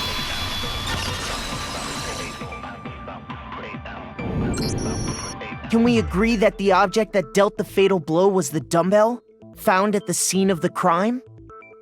It was covered in blood, and there was nothing else at the scene that could have caused that kind of injury. And the wound on the victim's head is consistent with the shape of the dumbbell. As far as I'm concerned, there's no mistake and no room for doubt on this one. This is why she's my favorite. She has my back. You looked at her head wound? Yay! That's so creepy! Not really. If you don't mind, I will proceed from here. Let's move on to discussion of the culprit. Yeah, it's you. Although, I believe the criminal behind this heinous act is already quite clear. What? For real? Chihiro's killer is the fiendish serial killer, Genocide Jack. Tim Bundy, the famous serial killer. Did he really kill Chura? No. New oil bin has been added to non-stop yes. For this debate, white noise will appear. Obstacles in your debate. All this white noise from getting in your way. Press A button to touch silencer, which you can use to shoot down white noise. Or shoot an actual remark if you were silencing instead of white noise. Time limit will decrease, so take careful of your aim when you silence it out. Oh, but if your action difficulty is set to gentle, white noise won't appear at all. In which case, you can forget about the silencer and just focus on the situation in front of you. Well, then good luck. I don't think I had it on gentle. I think I had dead center, right?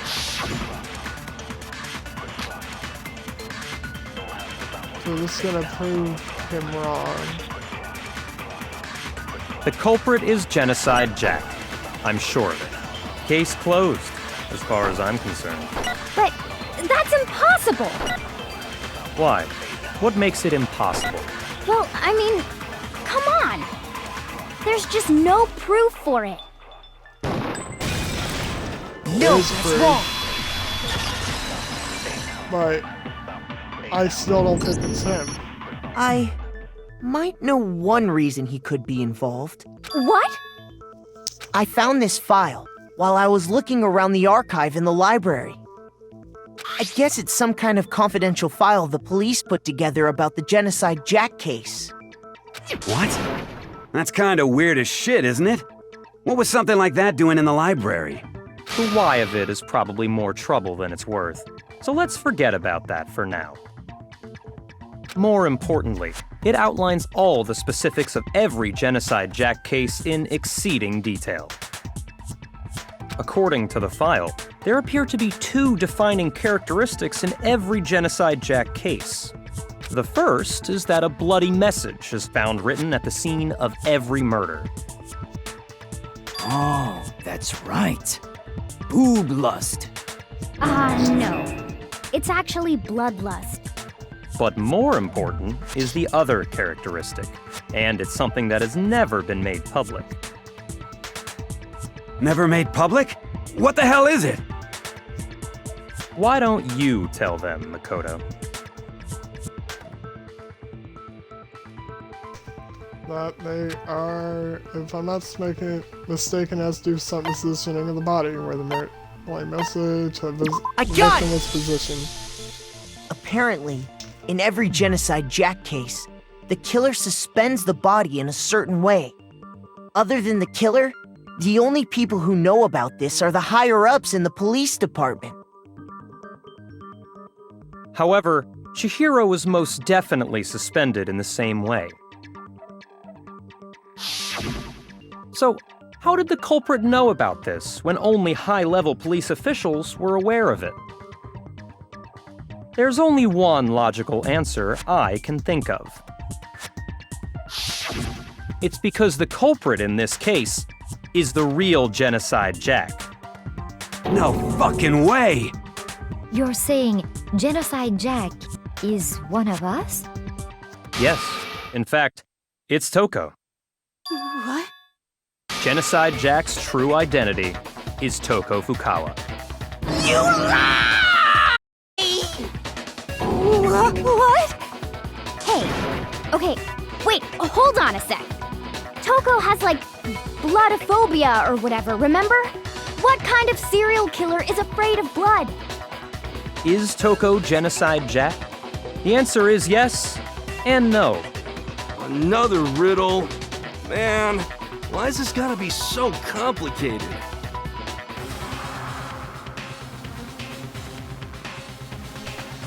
That's what he meant by that he solved the cases. So he went up to it, so that's what the promise was.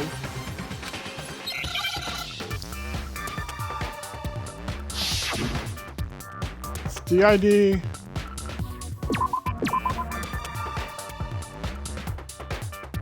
I don't fucking know.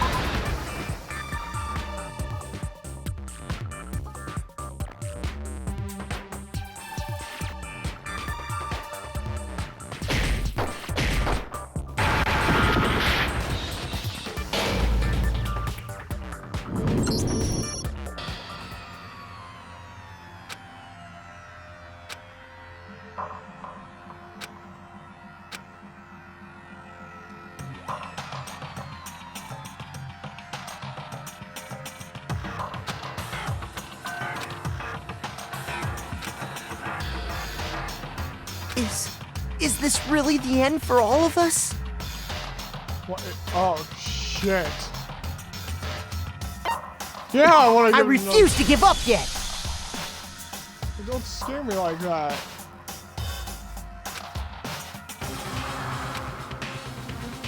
But also not answer not one person but multiple. Yeah, but I don't get what it's trying to spell here.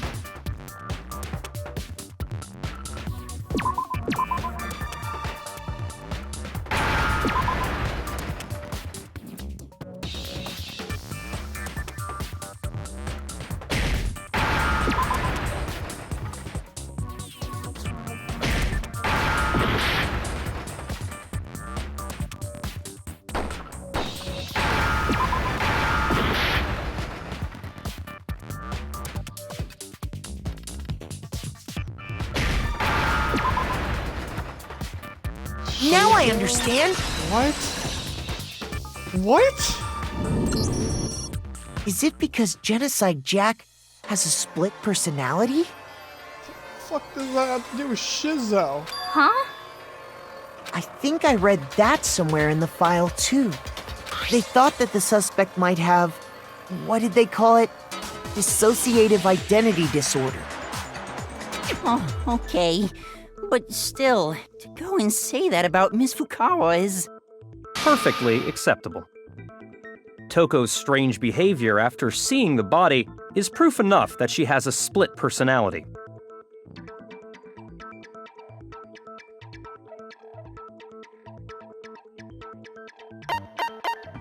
I got it! You're talking about how she's totally different than usual, right? That's right. Think back. She fainted when she saw Chihiro's corpse, and then, when she woke up,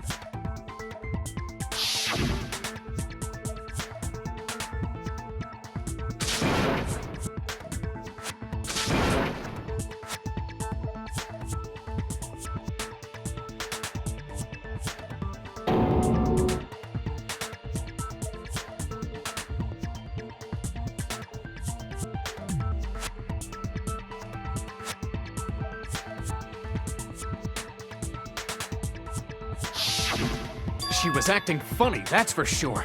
That melancholy tone of hers completely disappeared.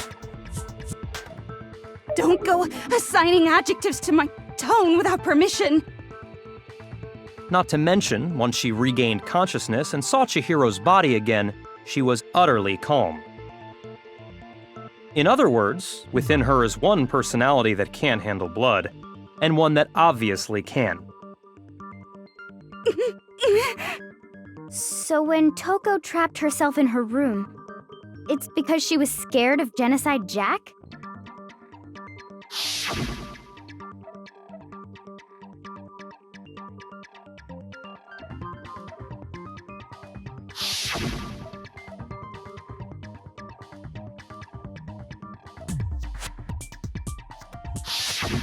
The reason she locked herself in her room wasn't to keep other people from getting in. It was to keep her other personality from getting out. What? Toko was afraid. Afraid of the murderous fiend inside of her. Of killing even more people. How? Yeah. How can you know all this? I do believe you misunderstood her. What she's trying to say isn't, how can you know all this? No. What she wants to know is, how could you tell them? Huh? Last night, just before Monokuma gave his motive speech, Toko and I had a strange conversation. She told me a most interesting story. She said a murderous fiend lived within her, and she was afraid it could appear and attack at any time. And that trepidation is what's caused her to have such a bleak attitude. Isn't that right, Toko? This is all a lie. Right, Toko? You said you wouldn't tell anyone. What? You promised! I can't believe you lied! You have only yourself to blame. You came to me with your tragic little story. I didn't ask you to. This is the real world, not some romantic fantasy fairy tale. Besides, you broke your promise first. You said that as long as you were here, no matter what, you wouldn't let Genocide Jack kill anyone. But in spite of that promise,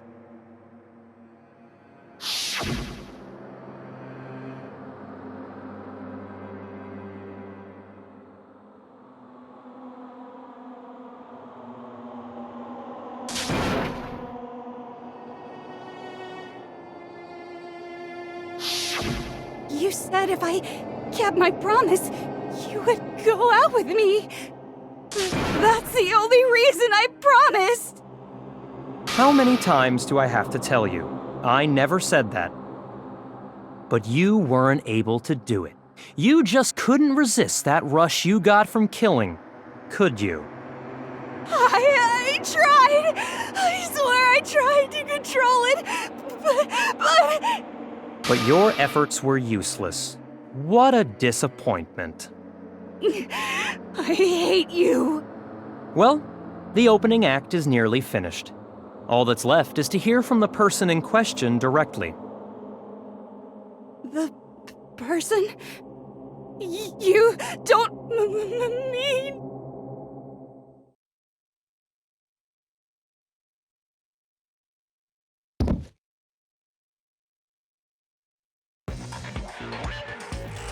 What the fuck? Well, hello there! Is it me you were hoping to see? The reason why I wasn't talking to her half these things because A, since I already talked to these flashbacks and because of their voice acting. Yes! What the heck? So you figured it out, huh? Well, whatever. What are you gonna do? I'm the ultimate murderous fiend, Genocide Jack! Or better yet, let's go with Genocide Jill! I'm gonna stick with Tim Bundy. What the fuck is this? Toko, what happened to you? Not Toko! That's a loser name, and what happened is a textbook split personality! So what if one of them happens to be a serial killer? You should turn a blind eye to one's faults.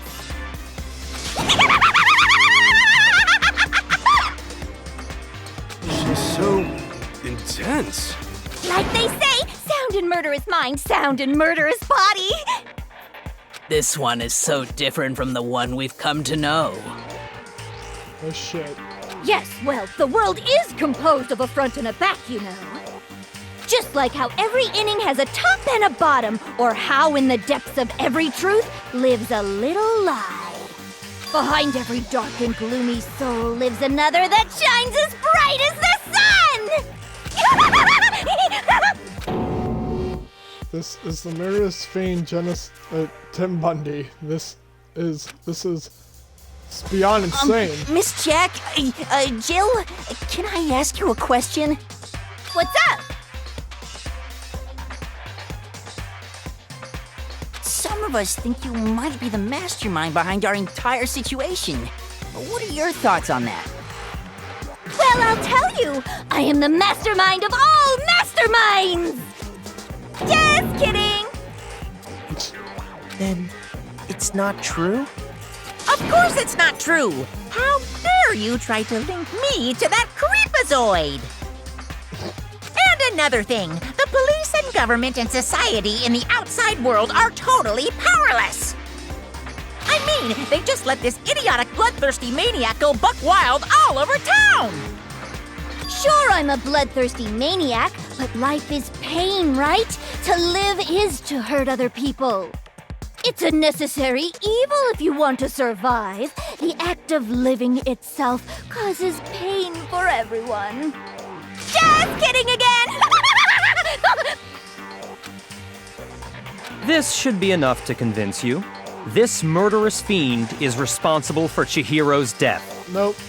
There's clearly a motive, so there should be no doubt. A motive? Remember what Monokuma told us? If someone didn't murder and graduate within 24 hours, an embarrassing memory or secret would be revealed. Well, let's assume that Toko's secret was about Genocide Jack.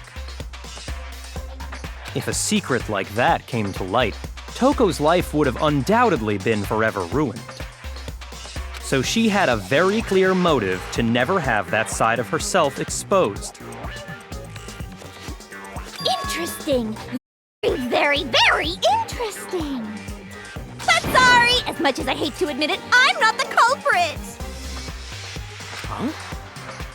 But I cannot imagine anyone other than you could murder someone in such a bizarre fashion.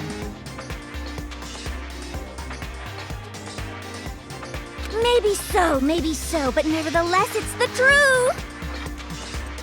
Do you really expect any of us to believe you? Yeah. I could never believe a word you say, you monster! Maybe. She's totally right about that, but something's still bothering me. And she said I need to get some more details about all this.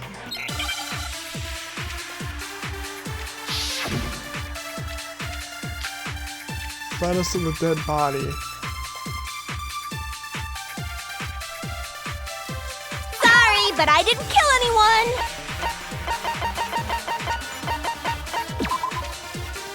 Has been suspended, her hands have been bound with some kind of rope. Her fatal injury was a blow to the head. Yeah, there you go. You say that, but do you really expect any of us to believe it? Perhaps if you had an alibi, that would change things. Oh, an alibi, huh? Now we're talking! When you compare your past murders to this incident, the modus operandi matches completely. What more proof do we need? Give it up. You killed her. You say that, but do you really expect any of us to believe? Perhaps if you had an alibi. Oh, an alibi, huh? Now When you compare your past murders to this incident, the modus operandi matches. No, that's wrong!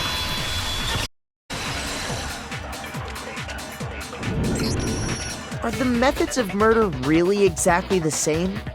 I'm not so sure about that. I think there's a slight difference between the Genocide Jack cases and this one. Huh? How's it any different? Uh-oh, you don't know? Well then, human garbage, let me tell you! I murder with passion and conviction.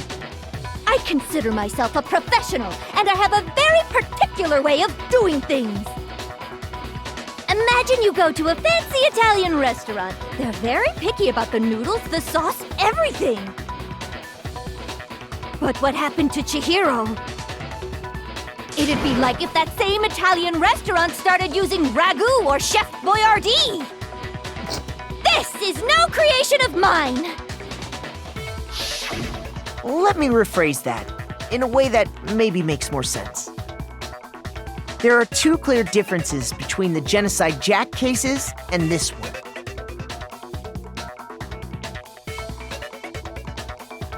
There's one clear difference between the murders, and the photos of the other cases look a neck and stomach. Bloody I got injury. it! Fatal injury. For one, the cause of death is different.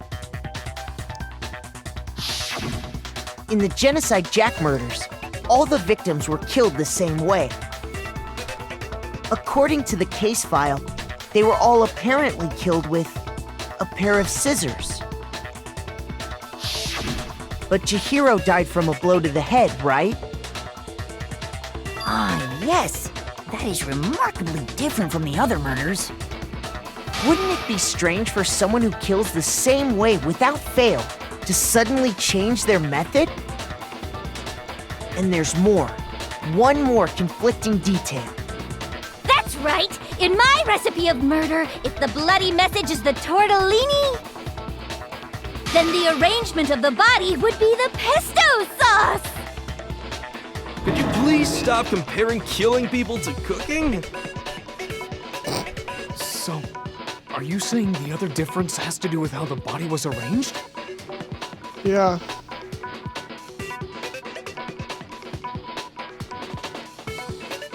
The difference is related to how, in the photos of the other Genocide Jack cases, all the other victims were stabbed through their hands. Here you'll see a clear difference. I got it! Do you remember what the killer used to suspend her? They used some kind of rope to hang her up by her wrists. What is your point? Well, in all the previous Genocide Jack cases, something else was used to suspend them. Specifically, pairs of razor-sharp scissors. And guess what? I used my own specially designed scissors for the murders and the arrangement! Like I said, I'm a professional, so naturally I'm very picky about the tools I use. And you know what else? Big Mac said there's two differences, but he's wrong. Big Mac? Are you referring to me? The hell? Listen up, Big Mac! There's actually one more difference! Huh? My word, you really didn't notice? Take a look at who the victims were in each Genocide Jack case. There's a pattern there, just waiting to be discovered. It was how I said it was about a boy. But, Pattern? yeah. Figure that out, and it'll be plain as death why I couldn't have possibly killed that little lolly girl. Right, yep, you just gave it away, so it was how I literally just said. Yep, but it's in names of art. What would you notice? I think I'll figure it out. Why she couldn't have killed her lover, her friend, girl. I got it! Is it because Chihiro was a girl? Bingo! Bullseye! Right on the money! What are you talking about? In all the Genocide Jack cases, all the victims had something in common.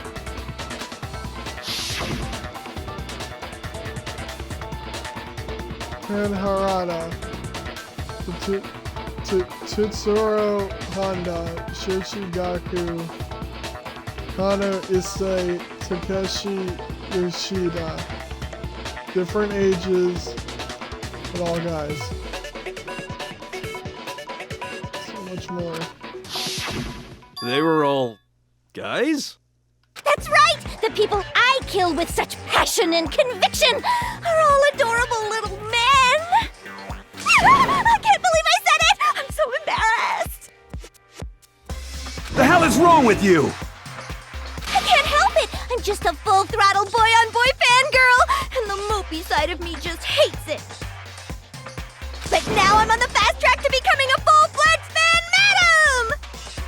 So, since Chihiro was a girl and not an adorable little man, you wouldn't kill her? Would an Italian chef suddenly start making ramen just because they're both noodles? Don't be stupid. I have too much passion and conviction to cross that line. That's the absolute reality of the one and only. We get it. You've clearly explained your hobby and your philosophy. But that's not all there is to it. It's a different matter entirely, when you're forced to kill in order to survive. Quiet, lowly cur! Lowly? Cur? I would never kill for a reason as petty as mere survival. And if by some fluke I did kill to survive, why would I bother with the message and arrangement? It'd make me the obvious suspect! Exactly. That does make some amount of sense. Plus, whatever reason I have for killing, I would never leave out my prized scissors. Who would go out of their way to use a big, stupid, heavy dumbbell? Maybe you used the dumbbell because you couldn't find any scissors in the school? Said that they're custom made. Any scissors? I don't just use any scissors. I only use my own set of high-class envy of the entire world scissors! Okay, whatever. There still aren't any in the school. Are you sure about that? Da-da-da-da! She's fully equipped! That's right! So I can kill anywhere, anytime! Why would I resort to dumbbells or rope when I have my trusty scissors by my side? Go ahead, tell me I'm wrong! You can't, can you, gutter dogs, all of you! Not to mention, I have no clue how to tie a good knot. So rope's totally out of the question anyway! I have no idea what's going on anymore! Could such a heinous villain really be innocent? But the body really was suspended, right? And nobody but the police knew about that. Yeah. That's why we figured it had to be the real deal and not some copycat killer or whatever. Actually, hold on. There is one person who could copy genocide Tim Bundy cases.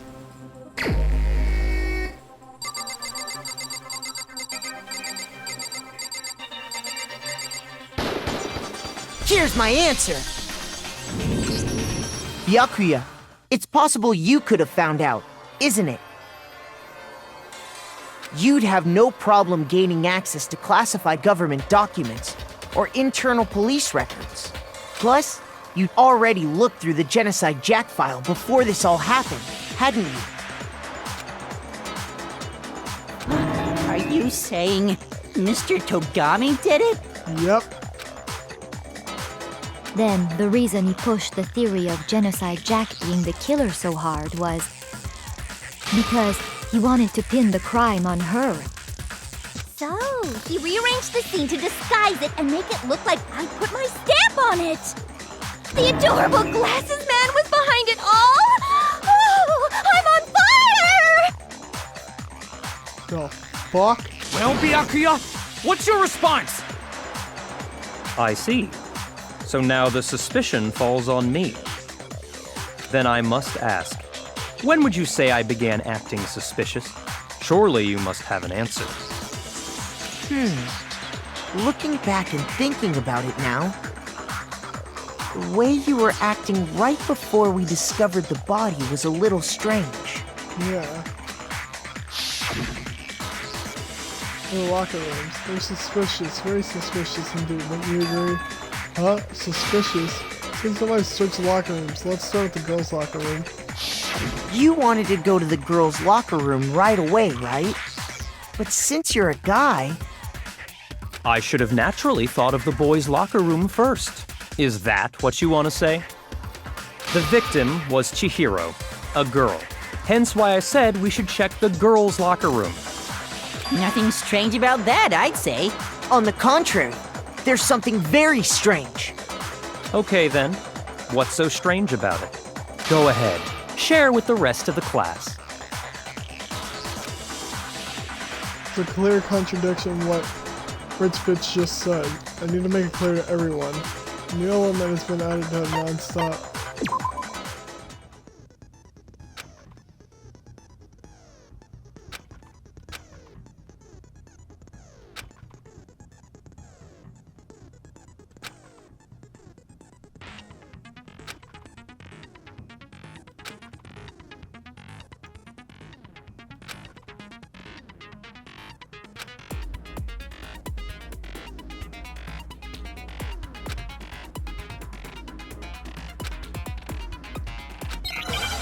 Okay, so I can copy shit.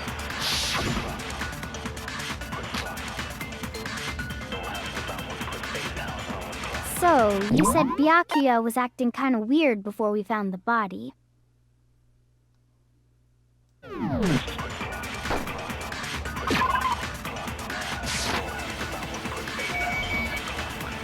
But he was acting weird. I forgot how you do it.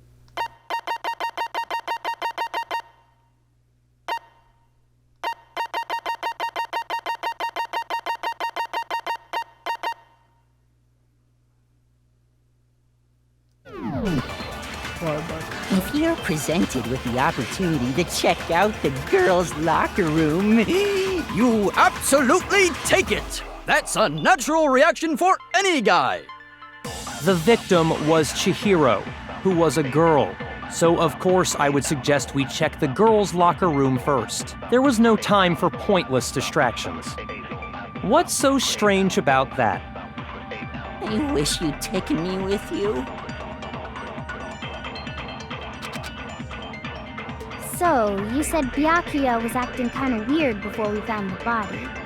But he was acting weird... how? If you're presented I with the just- opportunity... okay. That's unnatural! Because we The didn't know victim who was... the So, hell of course, died. I was... There was no time for... What's so strange? I wish you'd taken me with you.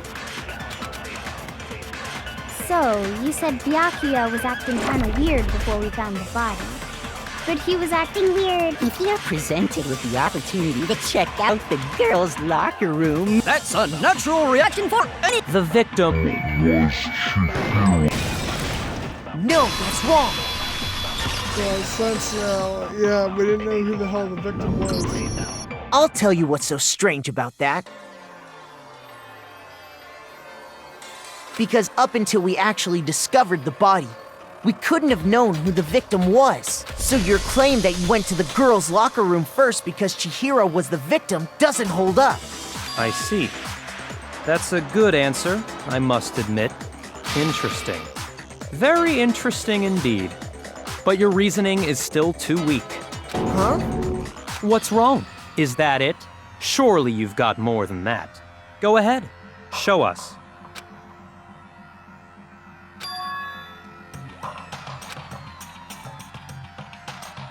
What's the matter? You're not finished already, are you? There must be more to it. There is. I think. There is more to it. Think about it. We just talked about the differences between this case and past Genocide Jack incidents.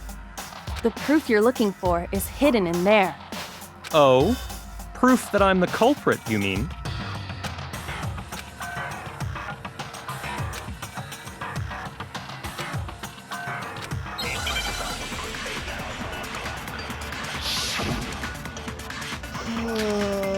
Library desk layout. Okay, because he used the extension cord.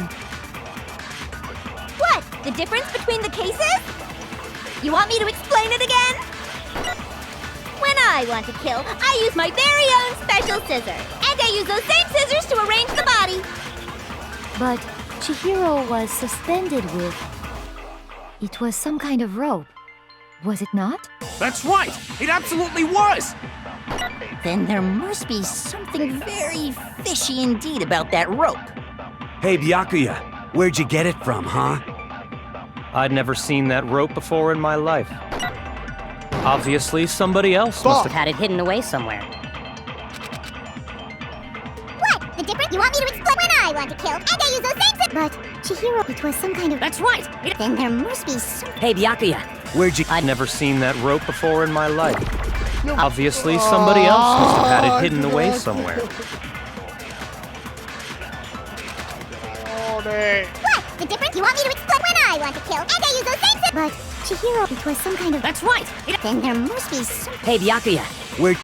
Seen that rope before in my life. Obviously, somebody else must have had it hidden away somewhere.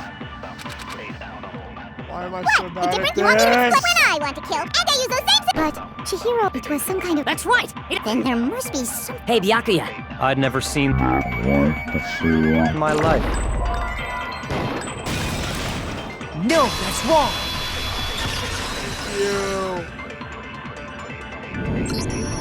Actually, I'm pretty sure you have seen it before. Because, you see, that rope, or should I say, that extension cord?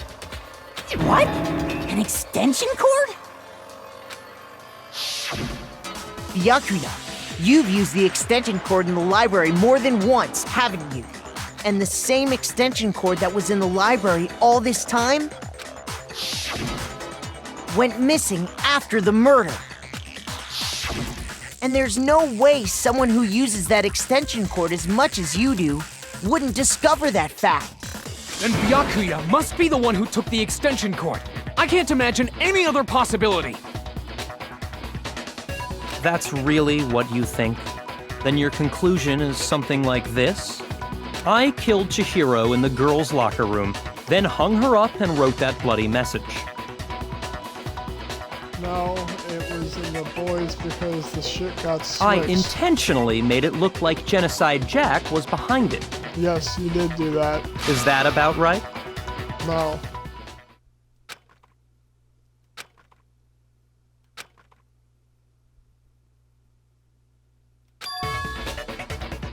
What's wrong? I asked you if you think that's what happened. Hell yes, that's what happened. So that's it, right? Byakuya's the killer. I don't disagree with not disagreeing. He kept calling this a game, right? So he'd be totally willing to do something like this to win. Sorry, but could we hold on just a second? I think we need to talk about this a little more. Huh? Do we really need to? We've already decided who did it. I know, but still. There's something that's still bothering me. Is that right? And what, pray tell, is still bothering you? I killed her in the girls' locker room, then disguised my crime. Specifically, I dressed it up to make it look like it was the work of a homicidal psychopath. What about all that bothers you?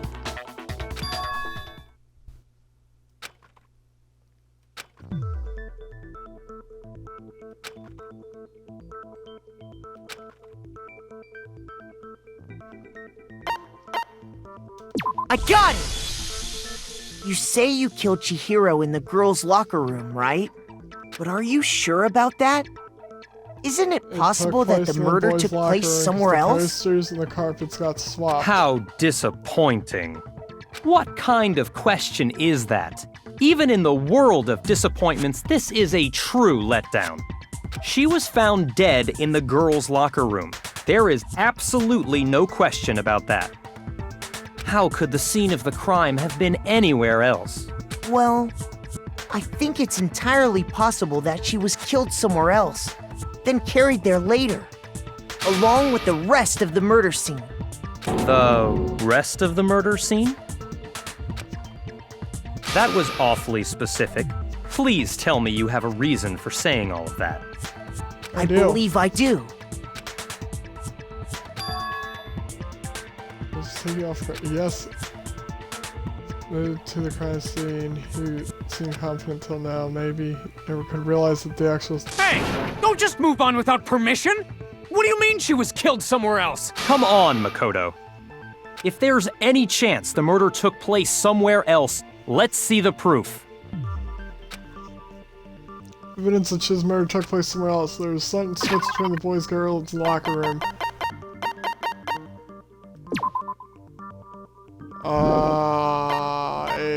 Yeah, it's this. I got it! 'Cause it's both of them. The proof that she was killed somewhere else. Your proof is some posters? The poster in the girls' locker room was a picture of a big-boobed supermodel. But don't you think that's kind of strange? Why would the girls' locker room have a poster like that?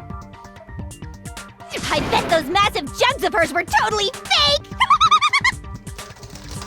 Meanwhile, the boys' locker room had a poster of the super popular boy band Tornado. Again, that doesn't really seem to belong in a boys' locker room. So you're saying that maybe the posters were switched? And there's one other thing I noticed about the locker rooms. You know what I'm talking about, right, Sakura? You're referring to my protein coffee, aren't you? Yes, he is. Protein coffee? While I was in the girls' locker room earlier, I spilled some protein coffee on the carpet. But I noticed that after the murder, the stain had been totally scrubbed away.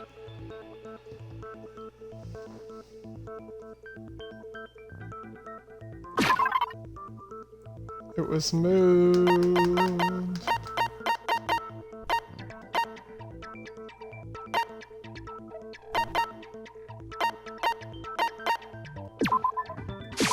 I got it! Caleb, if you The would have stain on the listened girls' correctly, I locker did room look at it and I carpet was wasn't confused scrubbed about it away. too. In fact, I found it on the boys' locker room carpet. That's definitely the stain from my protein coffee. Then, does that mean that the carpets were switched too? Yep. But why would anyone do that? To move the murder scene from one locker room to the other. It's certainly plausible, don't you think? What? In other words, in order to completely swap the scene of the crime, the blood-stained poster and carpet were moved along with the dead body. By doing this, the killer was able to change the entire room where the murder took place.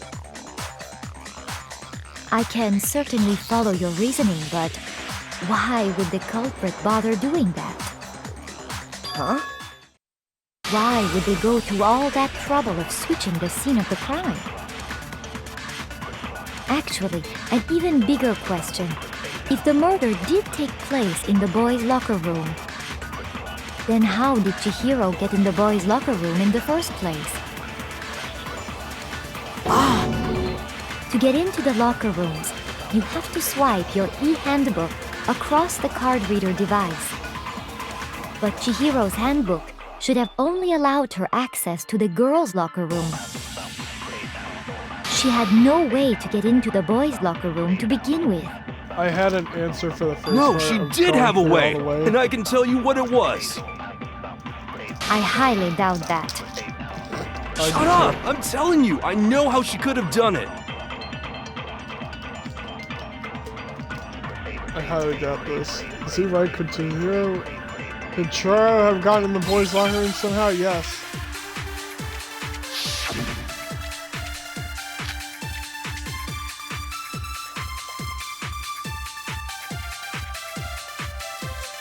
Is it really possible?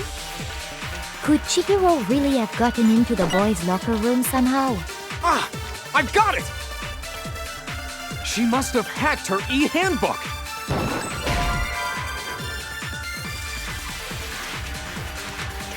Shoot! Is it really possible? Could Chihiro really have gotten into the boys' locker room somehow? Ah! I've got it! She must have hacked her e-handbook! She was the ultimate programmer, after all. I'm sure that would have been no problem for her. No, I don't think that's it. She used the thing that was in the main hall. Huh? What thing? I'm talking about Leon's handbook, of course. If she had that, she could get into the boys' locker room no problem. Is it really possible? Could Chihiro really have gotten into the boys' locker room somehow? Ah! I've She must have hacked her. She was the ultimate. I'm sure that would have been. No, I don't think she used the thing that was in the main. Huh? What thing? I'm talking about Leon's handbook, of course. If she had that, she could get into the boys' locker room no problem.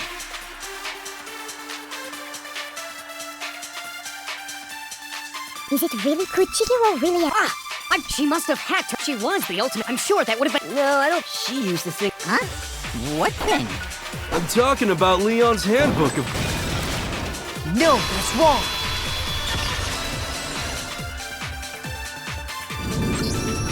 No, I don't think Chihiro used Leon's handbook. Why not? Because Leon's handbook was broken. Oh. Well, then, yeah, I guess that'd be pretty impossible, huh? I am struck silent by how quickly you gave up. Plus, isn't there a regulation against using someone else's handbook? Actually, the rule states that loaning your handbook is prohibited. It says nothing about borrowing one. In other words, you could borrow a dead person's handbook all you want, and you'd be safe. Yup, yup, yup! Hit the nail square on the noggin! Of course, if it were broken, that wouldn't make any sense anyway. So then, she must have hacked hers like I said. She used her ultimate programmer skills and... Psst! You can't fix an e-handbook! The instant you open one up, a security buzzer starts blaring! So, if she didn't use Leon's handbook, and she didn't modify her own handbook... Maybe Mr. Naegi's initial assumption is just wrong? It seems like there's no way she could have got into the boys' locker room. So I guess so. Has to be something. Okay then, I vote for Byakuya. Is that it then? Trip was killed in the girls' locker room and Byakuya was the one who did it, really? So I don't know what else I can do. Hold on a second. I agree with you, though. I think you're on the right track. What the? No, You finally decide to open your mouth and that's what you've got to say? Yeah, she got my back. There's no way she could get in the boys' locker room, right? So... Why are you so sure she couldn't get in? There's still one other way she could have gained access. What? What are you talking about? What other way is there? Well, to explain that, why don't we take a little break from the trial? I'd like you all to come see something. Wait! Just what do you think you're doing? Don't worry. This'll make the whole trial more exciting. I'm sure that thought must please you. Huh? It'll make things more exciting? Well, all right then. I declare an official class trial recess. Huh? For real? Now then, what is it you want to show us? It better not be boring or I'll be very unhappy. Oh, I have no doubt it'll meet your lofty expectations. So, shall we go? So before I even knew that what was happening, class trial had been put on hold. We headed off with Favorite in the lead. Where she took us was...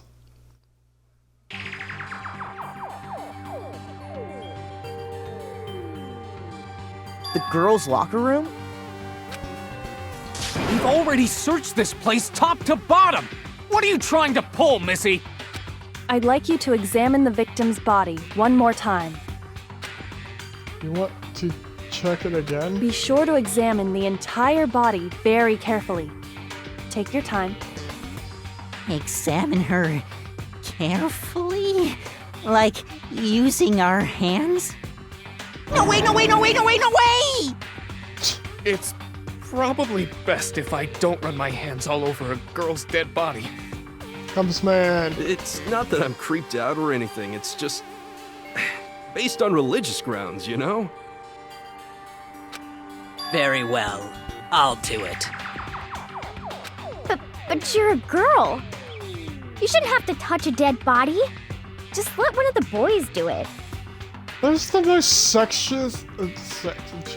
sexist thing I've ever heard in my fucking life. No, it's okay. I think Chihiro would rather have a girl examine her. So just leave this to me. Sakura.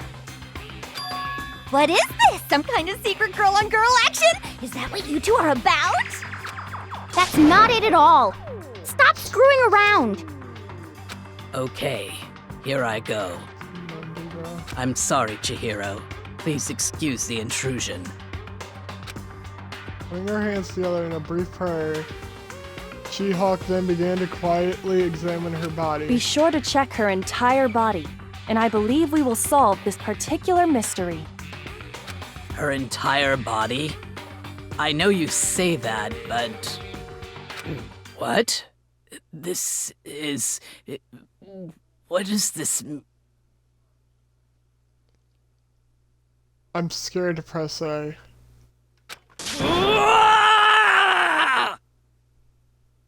What is it? Not possible. It's not possible. She-Hulk's eyes were staring wildly at Churo's lifeless form. Her massive frame trembled. This girl is what? Is a boy! Oh, shit!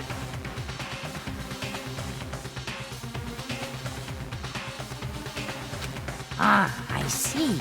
So she was actually a he. Interesting. Thank you for confirming this fact. What? You're joking, right? I wouldn't joke about this. Then it's really true? Chihiro was a guy? Oh, what? You guys didn't know? Heck, I knew that right off the bat. Chihiro Fujisaki was totally a guy.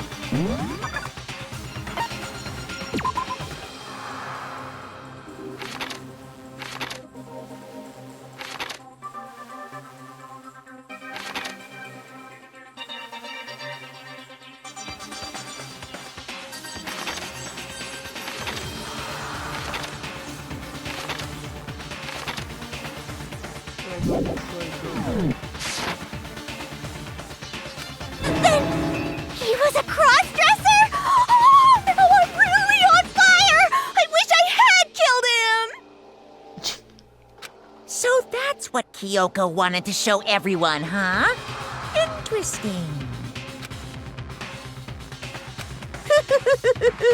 Yes, that certainly does make things much more exciting.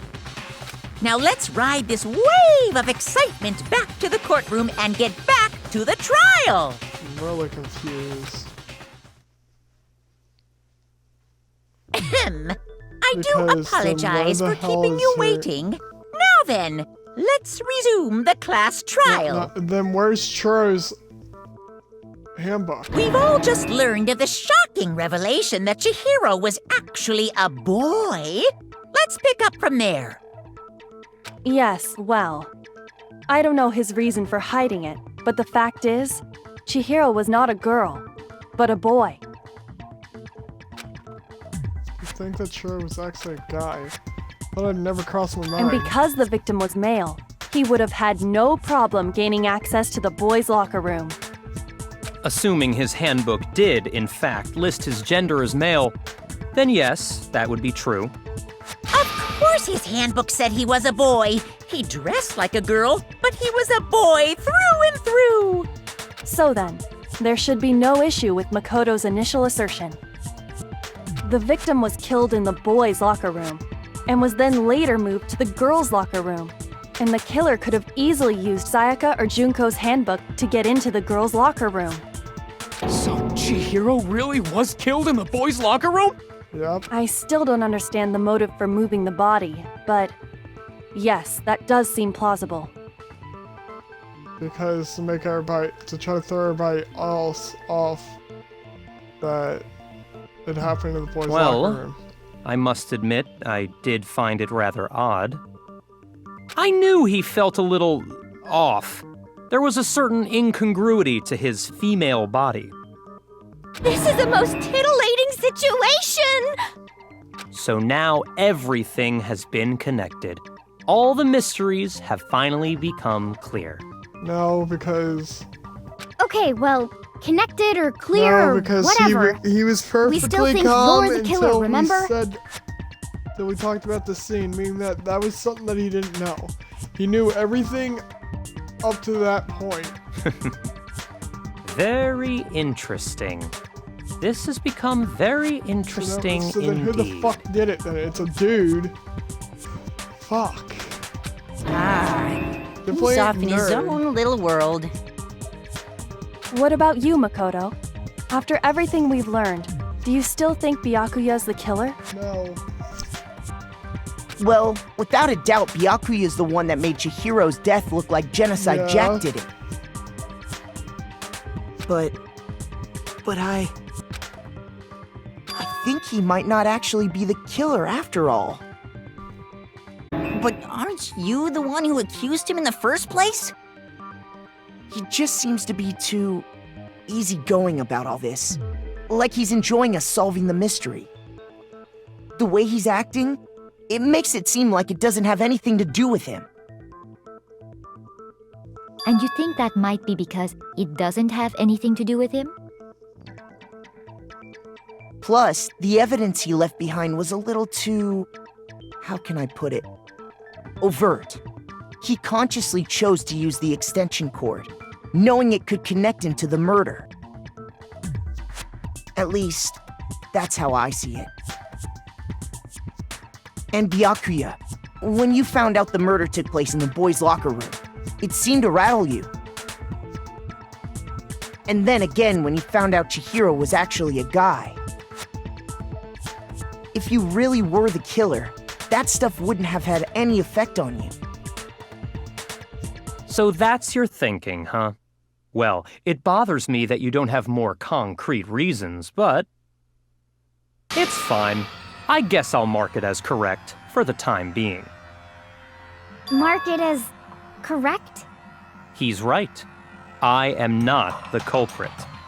I just happened to come across the corpse in the girls' locker room and decided to alter it. Are you fucking with us right now? No, I am not effing with you right now. I'm telling you the truth. Well, I find it very hard to believe. Go ahead. Find it very hard to believe. You're free to be executed along with the rest of us. If you're really telling the truth, then why? Why do you do that to his body? My reasons hardly matter right now. Uncovering the culprit is much more important, wouldn't you say? Now then, if it wasn't me, who was it? Well, I don't think I can say for sure without talking about it more. We're seriously gonna keep going? We're all good, aren't we? I thought it was clear Byakuya did it. No, I'm with Makoto. If there's any doubt whatsoever, we need to explore every possibility. Because if we're wrong, we all die here. That's true. Very well then. I'm with you too. Damn straight. Count me in. Do you not have a mind of your own? Of course I do. What am I, an ant or something?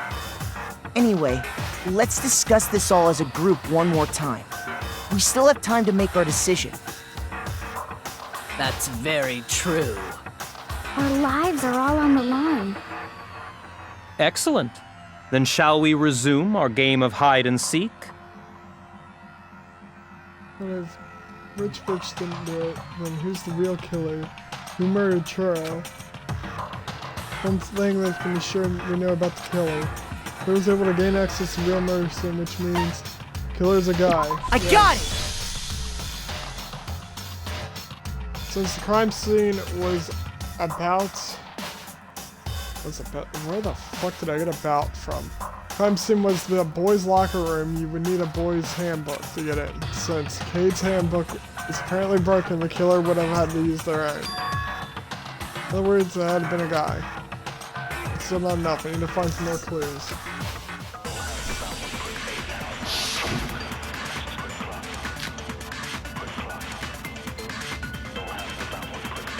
What the hell did that say again? Isn't there a single clue that might lead us to who did it? On the night of the murder, right before nighttime, Chiro was spotted leaving the warehouse since stuffed blue exercise clothes go back. Presumably, she's on her way to exercise. Police have not found a crime scene and had not told anyone other than about this encounter.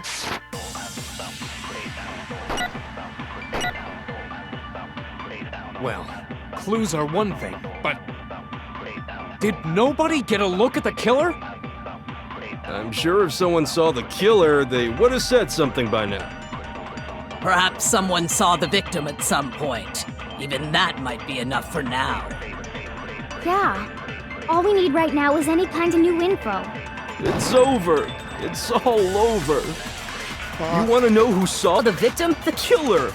And only the killer. And it's not like they're just gonna turn themselves in. Game over, man! Yay! No! Not game over! Isn't there a single clue? Well, clue. Did nobody get... I'm sure if someone saw the... Perhaps someone saw the victim. Yeah. All we need... It's over.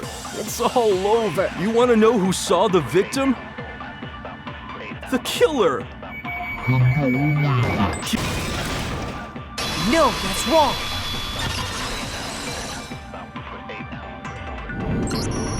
I believe someone else did see the victim before he was murdered. What do you think, Celeste? Now that you mention it, yes, I did see him. Huh? Really? Oh, but I suppose only Makoto knows about this.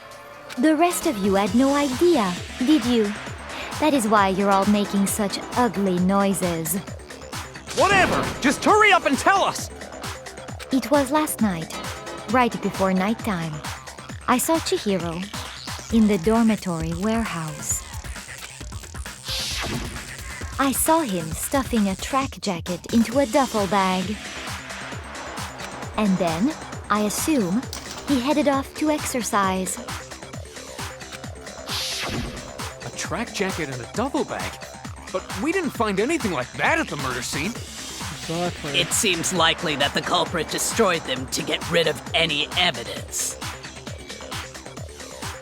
And that is when he said something that struck me as rather odd.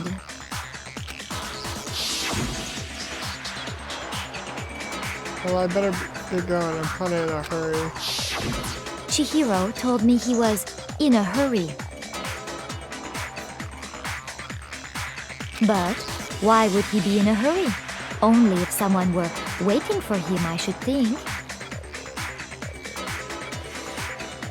So, Mr. Fujisaki was on his way to meet with someone, and then they were going to work out together?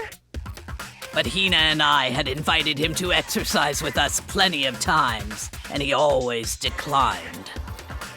Probably because he was afraid you'd find out the secret he was hiding, right? Which means that conversely, he must have trusted whoever he was meeting with very much. Enough so that he was willing to risk his secret being revealed. What a marvelous friendship! The point is, whoever he met up with is the culprit, right? So we just gotta figure out who it was. But knowing what we know, I can't even guess. No. You already have what you need to make the connection. Huh? What? You know who the killer is. Seriously? Who is it? Who's the killer? Think back to the track jacket and duffel bag the killer disposed of. Focus on the details of these items, and it should become obvious who was waiting for him. Are you sure about that? You really think we can figure out who did it based on 2 pieces of evidence that we don't have? What? You want to track down some fingerprints or something? Even if we had the equipment for that, we wouldn't know how to use it. As was noted, the evidence is already gone. There's nothing to get fingerprints from. Maybe, but we can make certain inferences if we just take the time to talk it out. Easy for you to say. But fine. Celeste, did you notice anything special about the bag or jacket? The bag was just a normal duffel bag from the warehouse. All the bags in there are the same, so I can't imagine what would make that one special. Well, if I remember right, there was a decent variety of tracksuits to choose from. Do you think there might be some connection between the culprit and Chihiro's jacket? Perhaps. Let's explore that and talk a bit more about the jacket he took. Does Chihiro's track jacket really hold some clue about the killer? Somehow it's really hard to believe.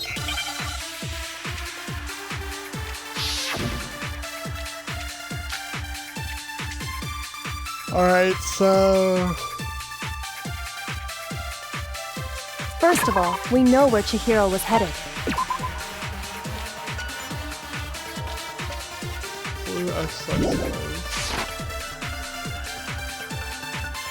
He was on his way to go exercise. So next we have to ask, why did he choose the specific tracksuit that he did? What do you mean, the specific tracksuit? I got it! He picked that tracksuit because it matched the one the culprit was wearing! So, what you're saying is, the killer was wearing the same blue tracksuit as him? My tracksuit is black! Shoot! First of all, we know where he was on his way. So She never next, said why the did color. he choose? What do you mean, this? I got it! That's what I was It trying to matched the one the shoot. culprit was wearing! So, what you're saying is, the killer was... Mondo, no! No, that's wrong! Biker, no! Hold on a second, Mondo. What did you just say? Huh? What'd I say? When Celeste testified a few minutes ago,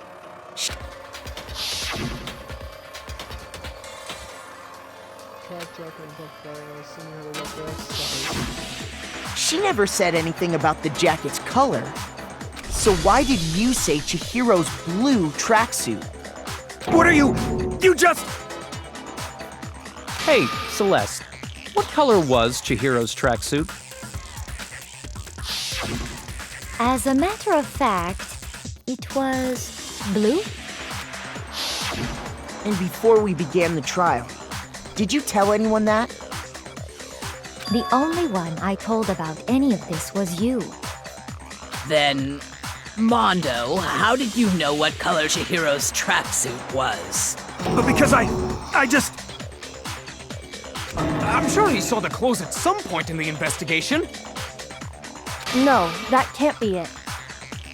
The bag and clothes were surely disposed of by the time we began our investigation. Then the only reason he could have known what color the tracksuit was is if he saw Cherry with it before he died! That's the only possibility! Cherry? Are you talking about Chihiro? So, how about it? Did you see the tracksuit or didn't you? Just by chance. I just happened to see it last night. He walked past me, and he was carrying the tracksuit in his hands. No, that can't be it either. According to Celeste's testimony, She stuffed the jacket into her bag in a hurry. It was almost like she was trying to hide it. And just like that, she was gone. when Celeste noticed it, Chihiro made a point of making sure the jacket was completely in the bag. If you just ran into him briefly, you couldn't possibly have seen what color the tracksuit was. Yeah. It would appear you've dug your own grave. Damn. Perhaps. But you handed him the shovel, didn't you? That's why you said what you did.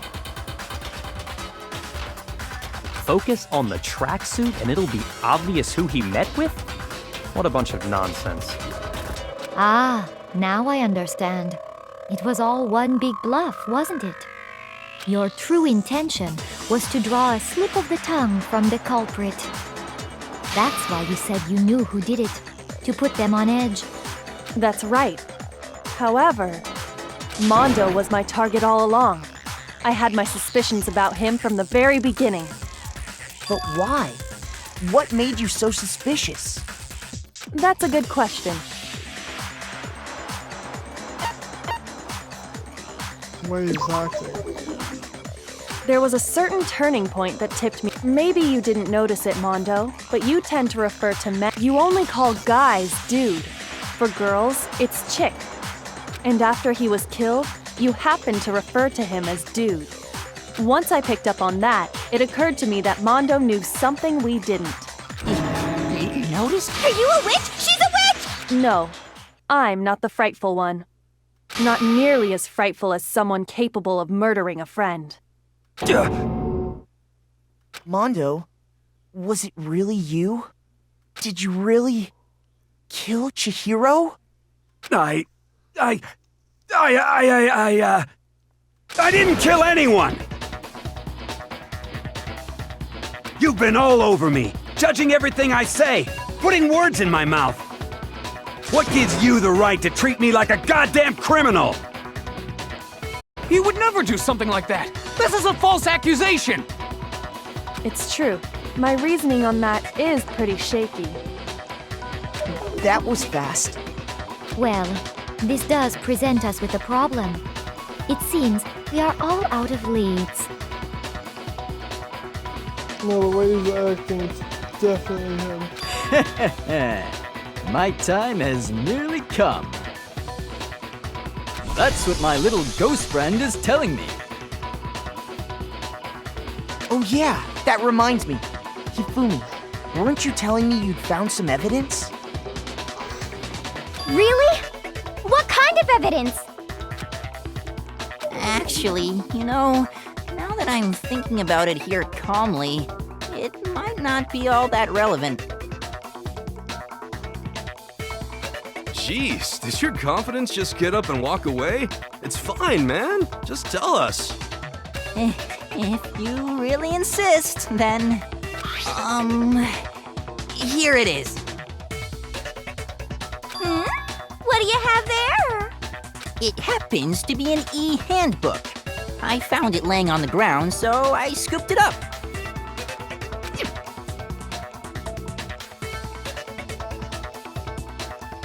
On the ground, right? Then it must belong to...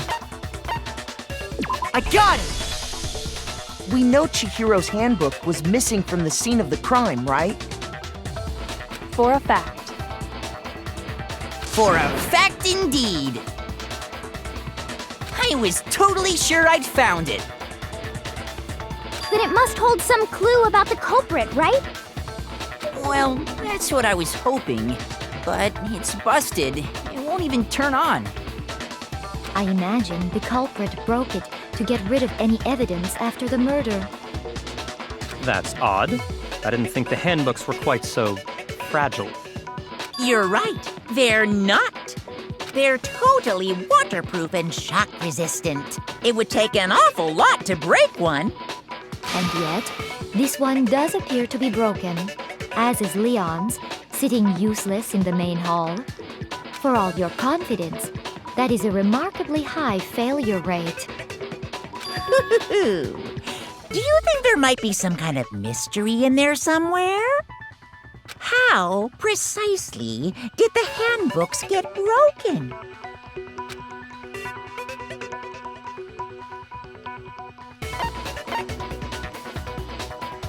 I got it! You already told us before that the handbook has one weak point, didn't you? Wait, so the kid's handbook wasn't broken. So the one that Nerd found was Chura's then. The other one was Biker Bitches. Wait. Yeah! You remember that? Sure, maybe I let that slip, but I never told anyone what the weak point actually was. But if the handbook is supposed to never break, and two of them broke in quick succession, then we can only assume that someone's figured out its weakness. You know what the weakness is, right, Monokuma? So, what is it? Huh? You're asking me? I think it's a necessary piece of information if you want this to be a fair trial. But if I tell you, and someone else decides to copy it, that would be very not good. Just tell us already! Why would we want to break our own handbooks? Oh well, I have a weakness for pushy demands. But you're sure you won't follow their example? Then allow me to make a special announcement. The weak point of my cutting-edge e-handbook is... when it's exposed to high temperatures for too long, it will suffer a meltdown and totally break! Wait, what about Compass? He didn't have Biker Bitch in the sauna. He still had all I his flippin' puzzle. knew it! You knew it? Yeah, because I found the handbook laying on the floor of the sauna. The temperature in the sauna can reach over 200 degrees. Strange how you don't get burnt, huh? It's because as your sweat evaporates, it creates a cooling layer of air around your skin. If the hot air of the sauna were somehow pushed directly onto your skin, you'd definitely get fried. That layer of air would get blown away. That's why you may feel a burning when you move around. So when you're in a sauna, make sure to keep nice and still. Wow, interesting. I learned one new fact today. That is a mere trifling speck of knowledge. Anyway, if you found the victim's handbook in the sauna, that leaves the Biker Bitch. Then the killer must have been purposely trying to raise its temperature in order to break it. Meaning the culprit somehow knew its weakness. But how'd they find out? Monokuma said he didn't tell anyone, right? Indeed. Quite the mystery. What if they found out by accident? What do you mean by accident? What if the killer took their own handbook into the sauna, not knowing its weakness, and it broke? They'd realize it was broken, of course, and it wouldn't be hard to figure out why.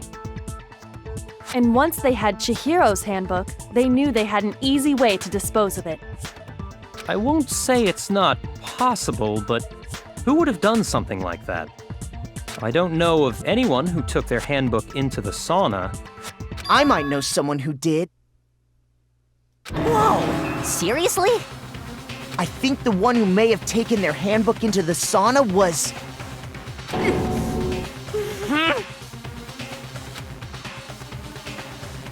Might have brought their handbook in. It'd be the one who wore all the clothes in the sauna. It was...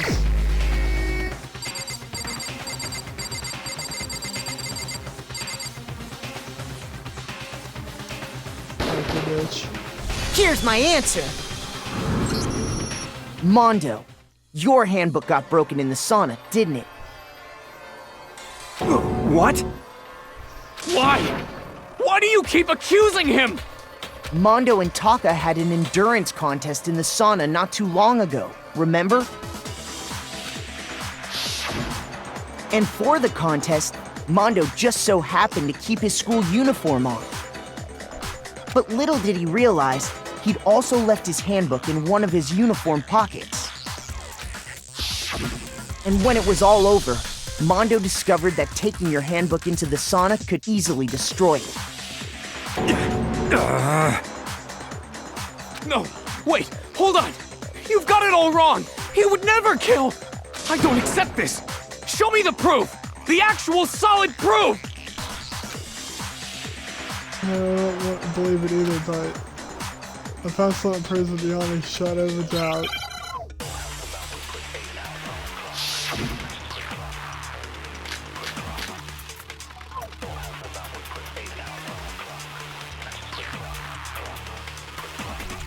Let's test Makoto's assertion. If what he says is correct, then Mondo, you broke your own handbook.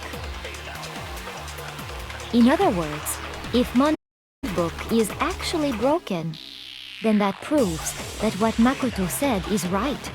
Well, my goddamn handbook works just fine! See? Look! Makoto was wrong after all! Mondo wouldn't hurt a fly!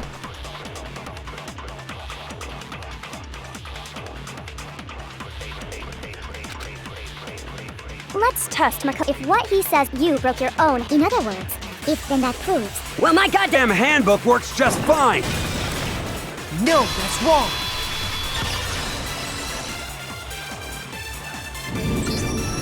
Mondo, the handbook you have right now, is it really yours? The fuck is that supposed to mean? The broken handbook that was in the main hall. Isn't that one actually yours? What the heck are you talking about? What I mean is, I think Mondo swapped his handbook out for one that actually works. I think he took Leon's handbook and replaced it with his own. After all, Monokuma said himself that Leon's handbook never should have broken. That's right! The punishment it suffered wasn't nearly enough to destroy it. So then, the broken handbook in the main hall is actually Mondo's, which would mean that the handbook Mondo has right now is actually Leon's, yes? But doesn't that violate the school regulation that says loaning out your handbook is prohibited? Well, here's how I look at it. There is a rule about loaning your handbook to another student, but if they're dead, they're not a student. It's kind of a gray area, I admit. But no worries. If anything, it just makes things more interesting. As such, I decree that exchanging handbooks with a corpse is not a violation of the rules. Well, Mondo, if I'm wrong about this, you're welcome to say so. I'm happy to admit I made a mistake, but... Son of a bitch! What's wrong, bro? Come on! Tell him he's wrong! You are wrong! You have to be wrong! Everything you just said is wrong! You made it all up! Okay, then why don't we look back on this case one more time, from the beginning? That way, everything will become clear, and we'll all see if I was right or wrong.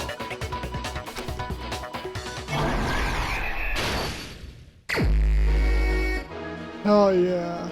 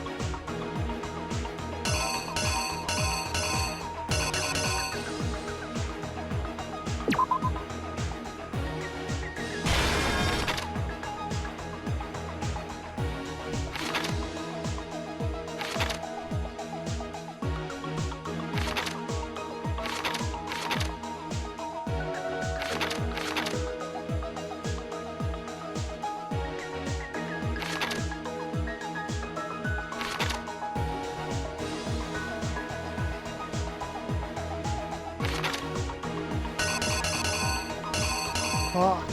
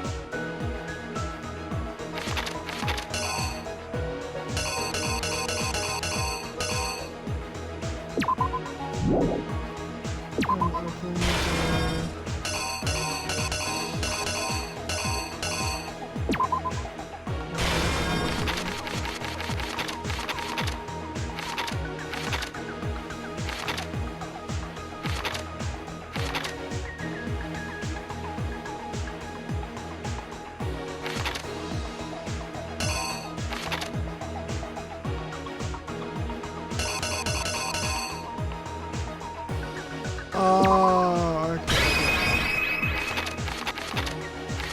Let's see how that would explain. Yeah, there you go. The killer is you! I believe I got it all. First, let's take a look back to before the incident.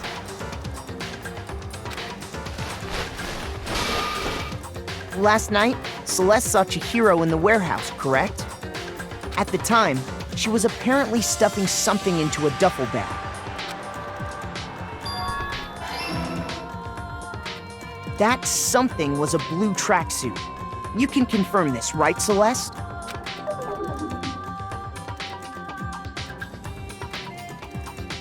With bag in hand, Chihiro headed out, even though it was officially nighttime. She made her way to the locker room.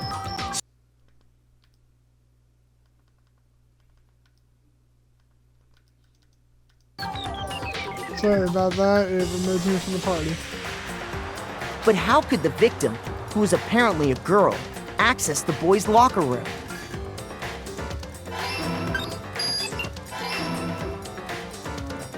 Simple, because she was really a he, which is why he was able to use his own e-handbook to gain entrance to the boys' locker room.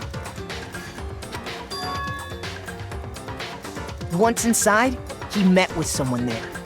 And the person he met was the one who killed him.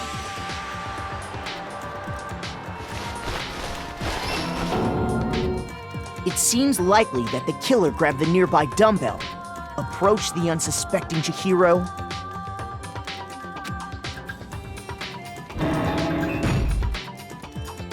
and attacked him. And that's where the bloodstains on the poster and carpeting in the boys' locker room came from.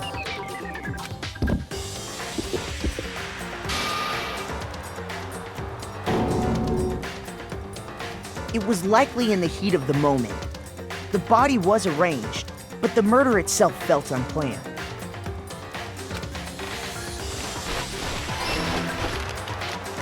Which is why the killer hurried to try and hide the act. First, pulling up the bloodstained carpet. Then, removing the bloody poster.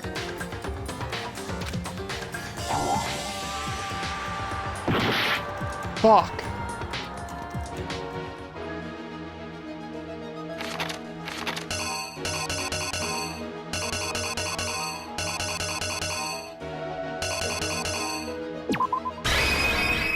Here's exactly what happened. Which is why the killer hurried to try and then removing the bloody...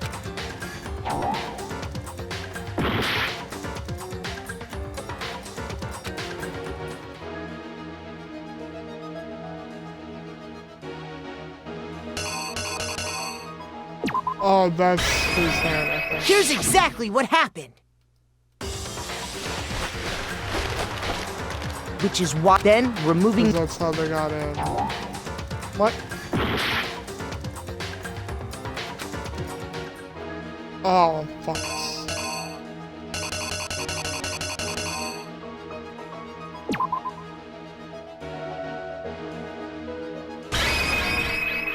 Yeah, that's the only one because yeah, I used everything Here's else. exactly what happened.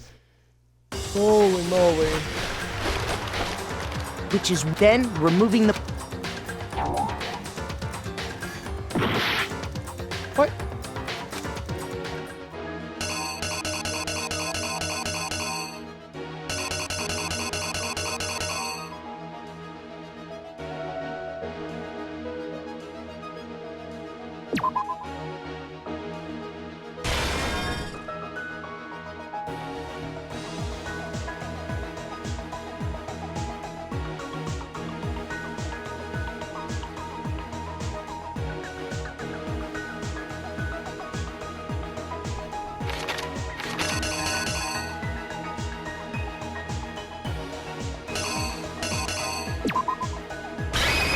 Here's exactly what happened. Oh my god.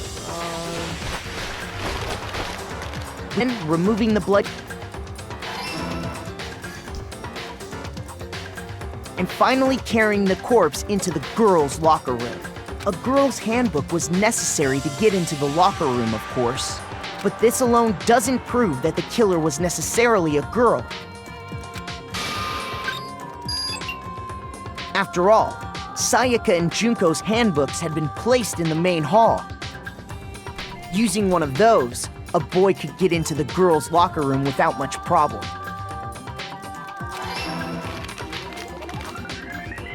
And that's exactly how the killer did it. With the carpet and the poster they brought with them, they got to work.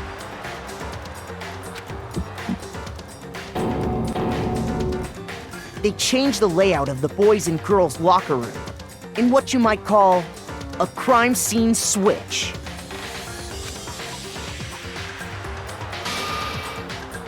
That could have been the end of things, but no.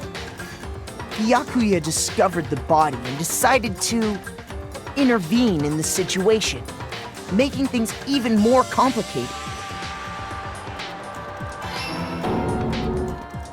Yeah, I believe I had So, everything after else right. stumbling on the crime scene, he went and grabbed the extension cord from the library, and then he got to work.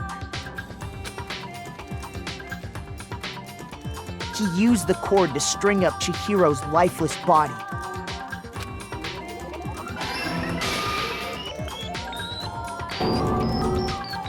Then, using the victim's own blood, he left a grisly message there at the scene of the crime. He wanted to create the illusion that Genocide Jack was responsible for the slaughter.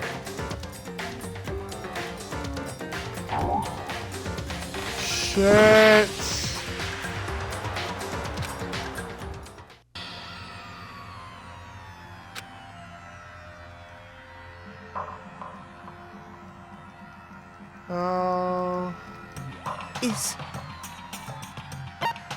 I refuse to give up yet! That's where the dumbbell goes. That's where the dumbbell goes. Alright. Then we're fucking up.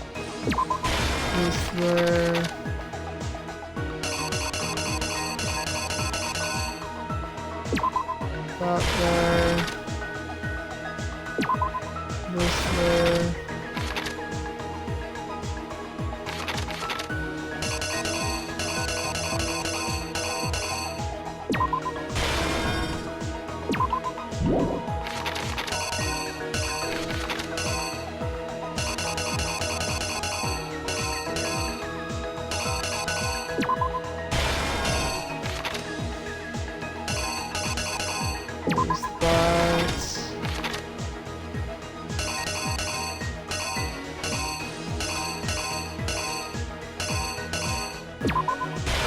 Got all this right.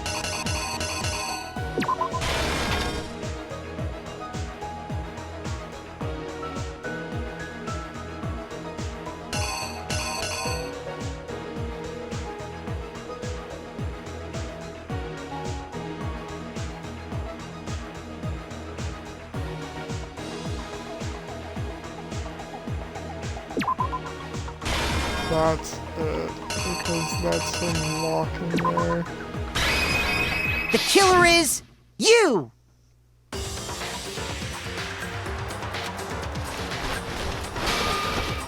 Last night, at the time. Yeah, here, I'm skimming through all this. That...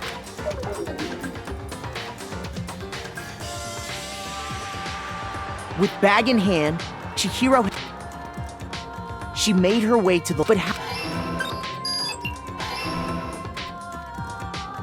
With...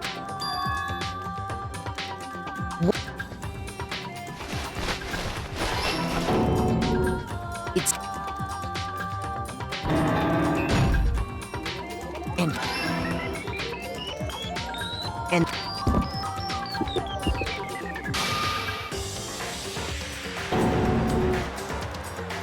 It... With that... Oh my god. After you... And with... They... That...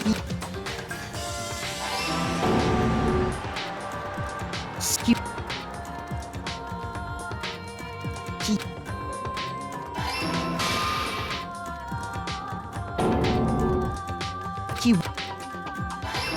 Yeah, there you go. And around the Now same we time do. that Byakuya was putting together this facade, the killer, having already disposed of Chihiro's bag and other belongings, arrived at the sauna. There, they planned to destroy the last piece of evidence, Chihiro's handbook.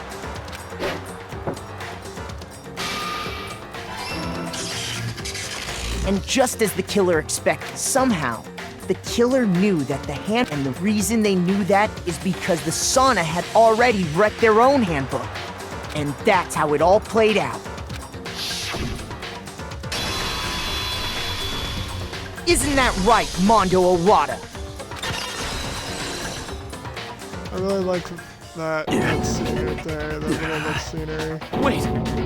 No! This can't be right! Where's your evidence? You need evidence! You need proof! Without any proof, you can't pin any of this on him! I just did. Evidence that Biker Bitch's killer that already revealed itself earlier in the trial. I can somehow show where handbook is right now. Once I can do that, everything will become clear.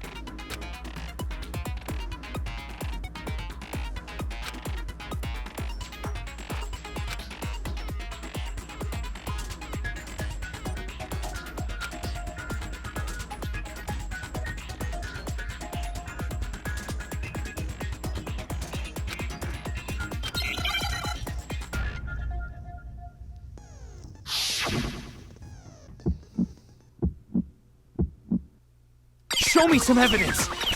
You're wrong! I won't listen! I refute you! False! Show me some evidence! I won't listen!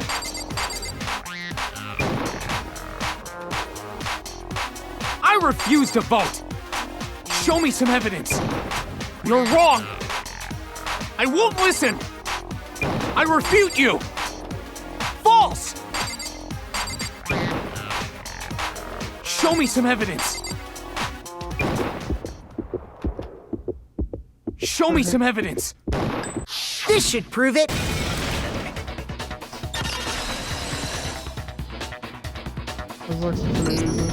If my thinking so far is right, Mondo must have replaced his broken eons.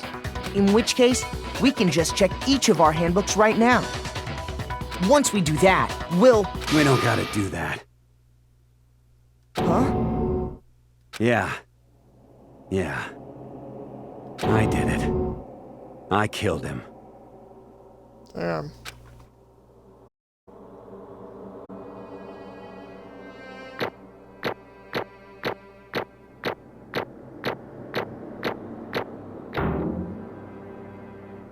No.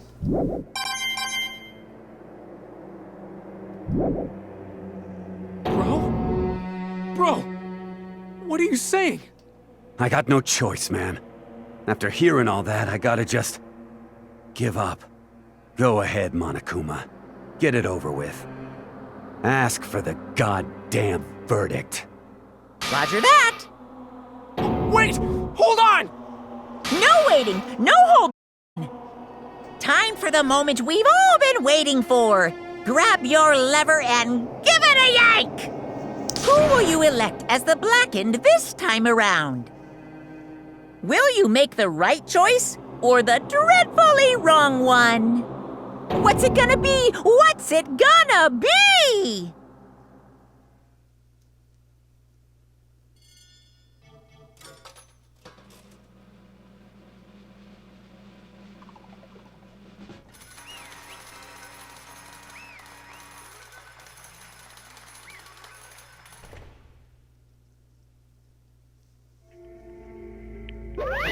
What?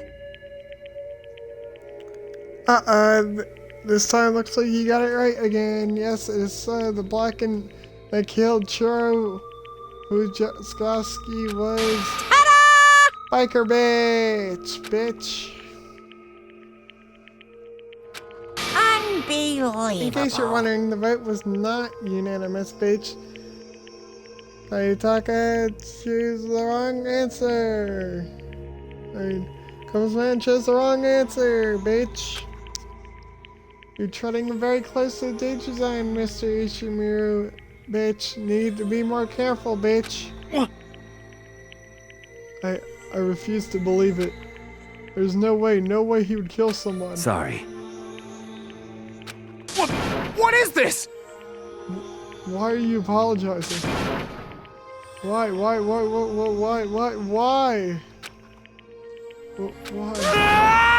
Why did you do it? Now then. Well, it looks like Biker Bitch's taking a vow of silence, so allow me to explain on his behalf. Actually... Story of the murder this time is the sad story of two men, bitch. Ha! Oh, but for anyone who doesn't really want to hear it, you can just hit the B button to fast forward the text. Anyways, there was a young boy. His name was Churro. Alright, I'm not doing it anymore. This shit's serious. He had an extreme inferiority complex regarding his own lack of strength. You're so weak, even though you're a boy. He heard things like that as long as he could remember, and he couldn't overcome his weakness. On the contrary, he tried to hide and bury himself further and further into that weakness. Took on a fragile form of a petite young girl. He had chosen that as his way out. Now nobody will be able to say anything about it, even though you're a boy. But no matter how tightly he wrapped himself up that shell, the inferiority complex had already taken root deep inside him. He was not so easily weeded out. As it turned out, the shell was completely empty. The complex didn't disappear, instead it only grew stronger and stronger. I'm weak. Weak.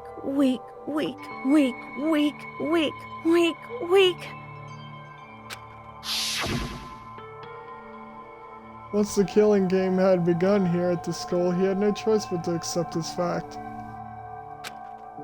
After all, this world is survival of the fittest. If you're not strong, you don't survive. And then the lovely and hateful Deltakuma announced the revealing of the embarrassing secrets. Which of course included Churo's embarrassing secret, which was more than unwilling to divulge. No, he dresses like a girl. Churo is actually a boy. Hey, And all of a sudden, Churo couldn't let anyone find out, no matter the cost. If that was revealed, it would be the end. The hardened shell would crack, the armor would fall away. Without a doubt, those around him would torture him more than ever before. Everyone figured being thrust into such a dilemma would have sent him spiraling into despair. What? And yet... I'm sorry. I don't really want to talk about it right now. But... But I don't want to leave things the way they are, so maybe I can talk about it later. After I try my best to become strong, then I can tell everyone. Annoyingly, he used the thread of discovery to motivate himself to become stronger. That's right. Now's my chance. I want to change. I'm gonna get stronger and accept who I am. Strong enough so when someone says, even though you're a boy, I'll be okay, I'll get better. With that thought at the front of his mind, he resolved to take immediate action. And so, that day he made the commitment to begin exercising. He was prepared to retrain his mind and body. Sadly, that would be the first and only chance he would get at it. Hey, When he decided to start exercising, he thought it'd be good to ask for someone's help. He wanted to tell that person his secret first, then ask them to help him from there. And the person he went to... Yeah, that's right. It was me. Yep, it sure was.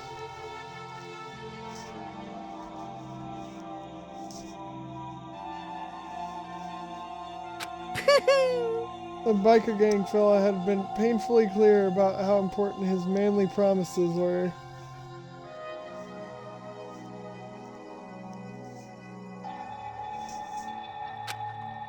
So Churo probably figured that even if he confided in Biker Bitch's honor would make him keep the secret. Uh-huh.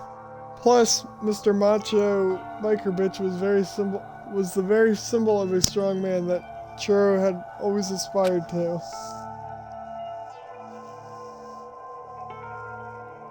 Me talking to Biker Bitch would help give me some courage.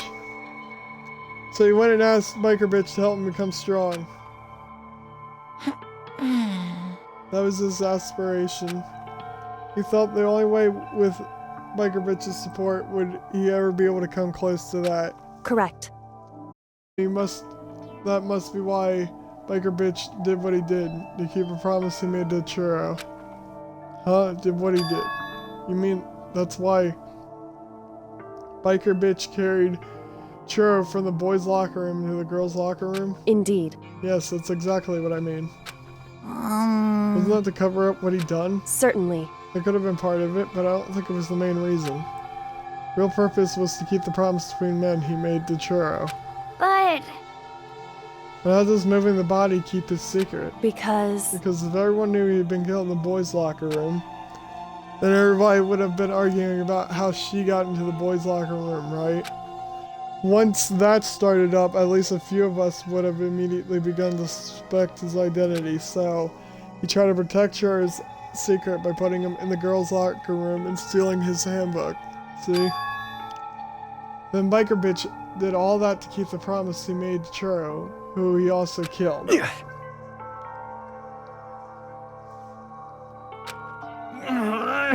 Why would he do that? The more I hear you talk, the more I don't understand. I mean, you guys trusted each other, right? So why? Why did you? Because no matter what, I didn't want anyone to know. I knew it. So that's what triggered it after all.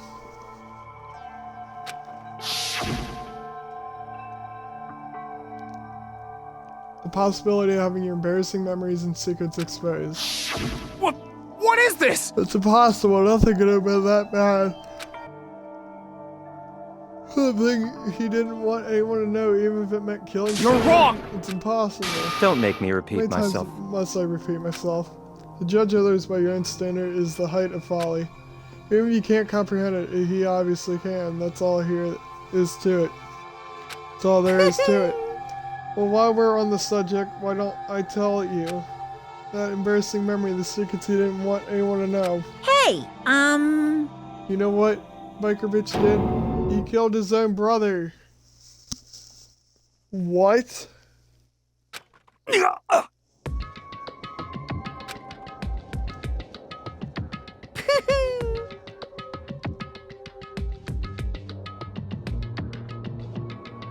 Biker Bitch alternate Biker gang leader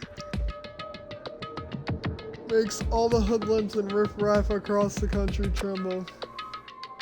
The only reason I had a chance to join a gang in the first place is because of a certain someone.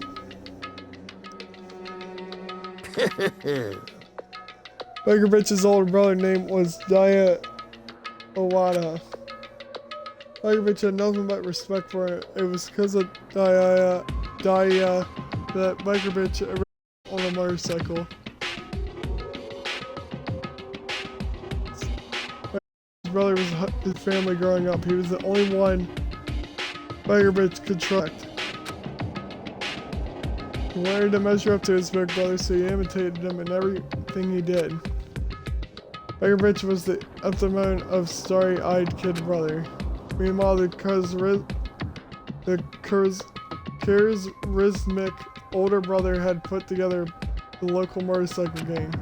Before anyone knew it, it had grown into the biggest biker gang in the country. Brother number 1 in the gang, and his number 2, his younger brother, Biker Bitch. In the beginning, everything was peaches and gravy. But when Biker Bitch started to think about how he would have to take over the gang from his brother someday, his brother's greatness, his reputation began to not on Biker Bitch's very soul. It's gonna take over for Daya, huh? Daya cracked this game with his bare hands. Biker Bitch just along for the ride.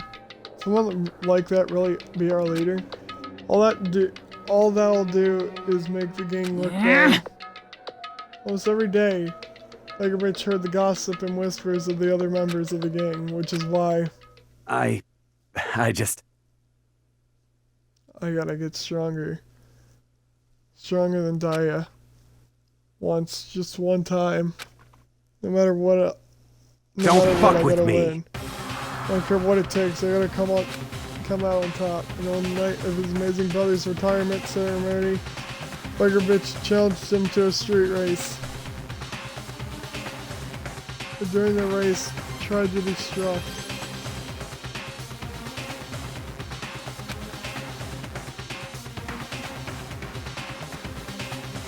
The kid brother pushed ahead with reckless abandon, eager for victory, and dashed into oncoming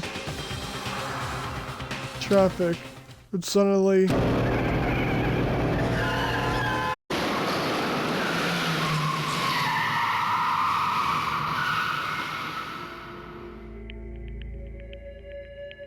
laying in his kid brother's arms, the older brother delivered his final words.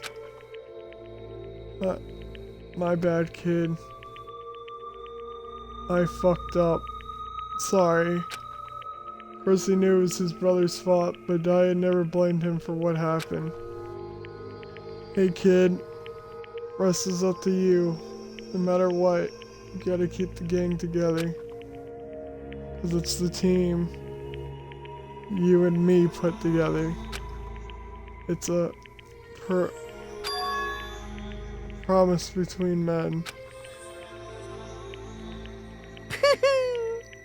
He decided to hide the truth of what happened from everyone else in the gang. In order to keep the gang together, keep the promise to its brother. He could never admit to anyone that it was his own weakness that had caused the accident. And as a result, The team was made even stronger under the banner of the kid who bested his big brother.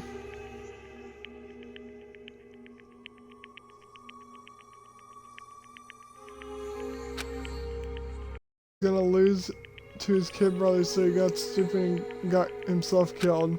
That became the explanation for what happened. Like Rich's life became the truth.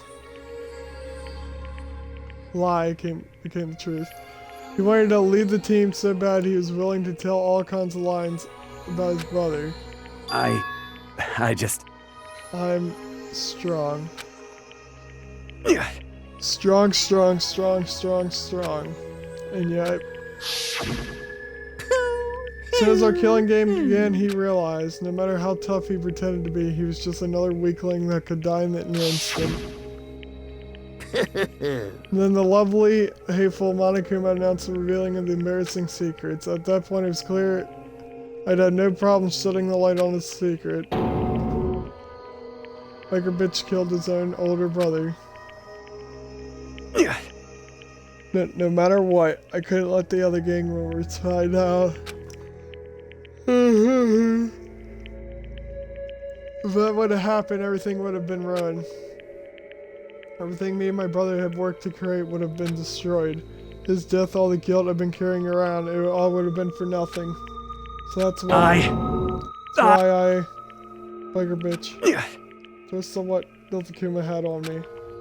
My head filled up with kind of fuzzy uneasiness and just started swirling around. Never felt anything like that before. I didn't know what to do about it. Wasn't sure what to think or say, but after a while, the fuzzy uneasiness turned itself into a rock-hard lump of anxiety way down in my stomach. It was right around then that Churro asked me to start working out with him, and right there, he told me a secret. Seriously? Jesus. I'm sorry. Yeah, I'm sorry I lied to you. But why? Why now? Why are you telling me this all of a sudden? Huh? So I mean, you kept this secret all this time, right? If anyone found out, you would... But... You're right, but... I want to change. I wrapped myself in lies. I'm weak. I want to destroy that version of me forever. His words were like a knife in my gut. I felt like he was exposing the lie I've been living myself. I have to change. I don't want to be want to be weak anymore. You're so strong, it can't hurt you, right? Whatever secret Deltakuma might tell us. You piece of... So what? You're saying I should just say it? What?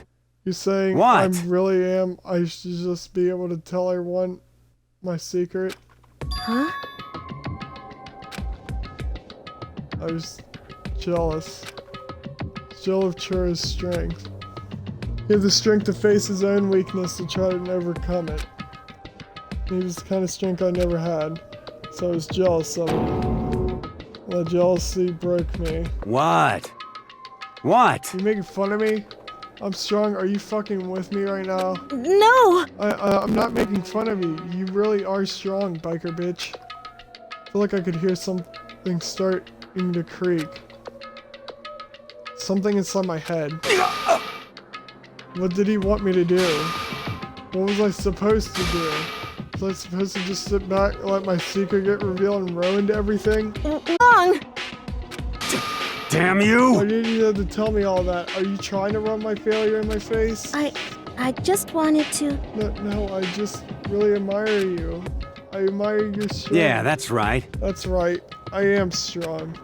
Strong. I'm strong. Strong, strong, strong, strong, strong.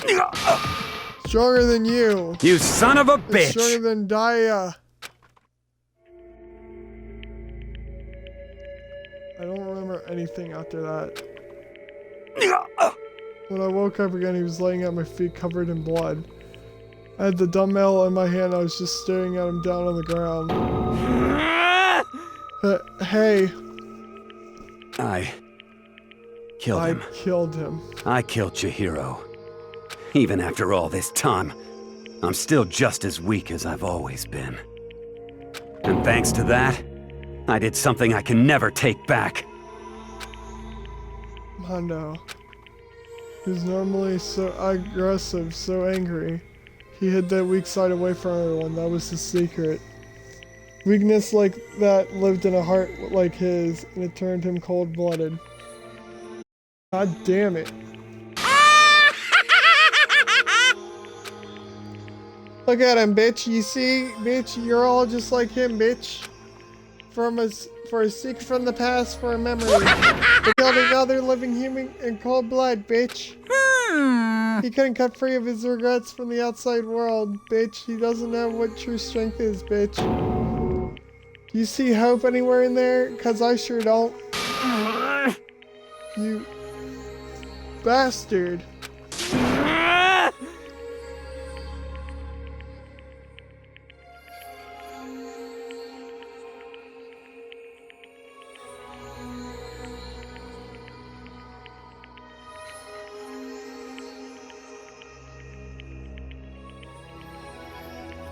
Just shut up, you son of a bitch. Go ahead, say that again. I dare you. Yep. Okay, I'll say it as many times as I want. Is what I want to say, but unfortunately I can't do that right now because it's time for punishing Time for punishing is fast approaching. But punishing? It can't be.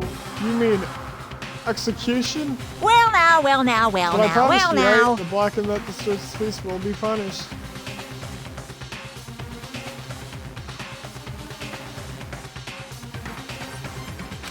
Ridiculous. Hold on.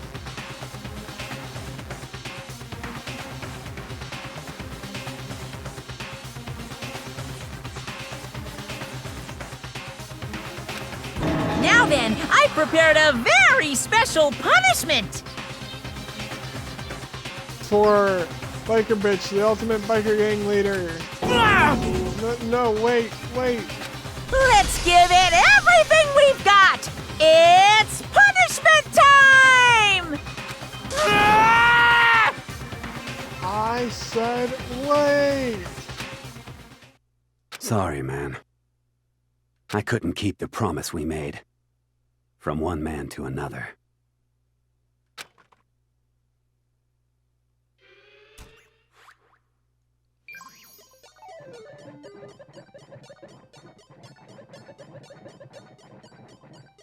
Biker Bitch has been found guilty. Time for his punishment.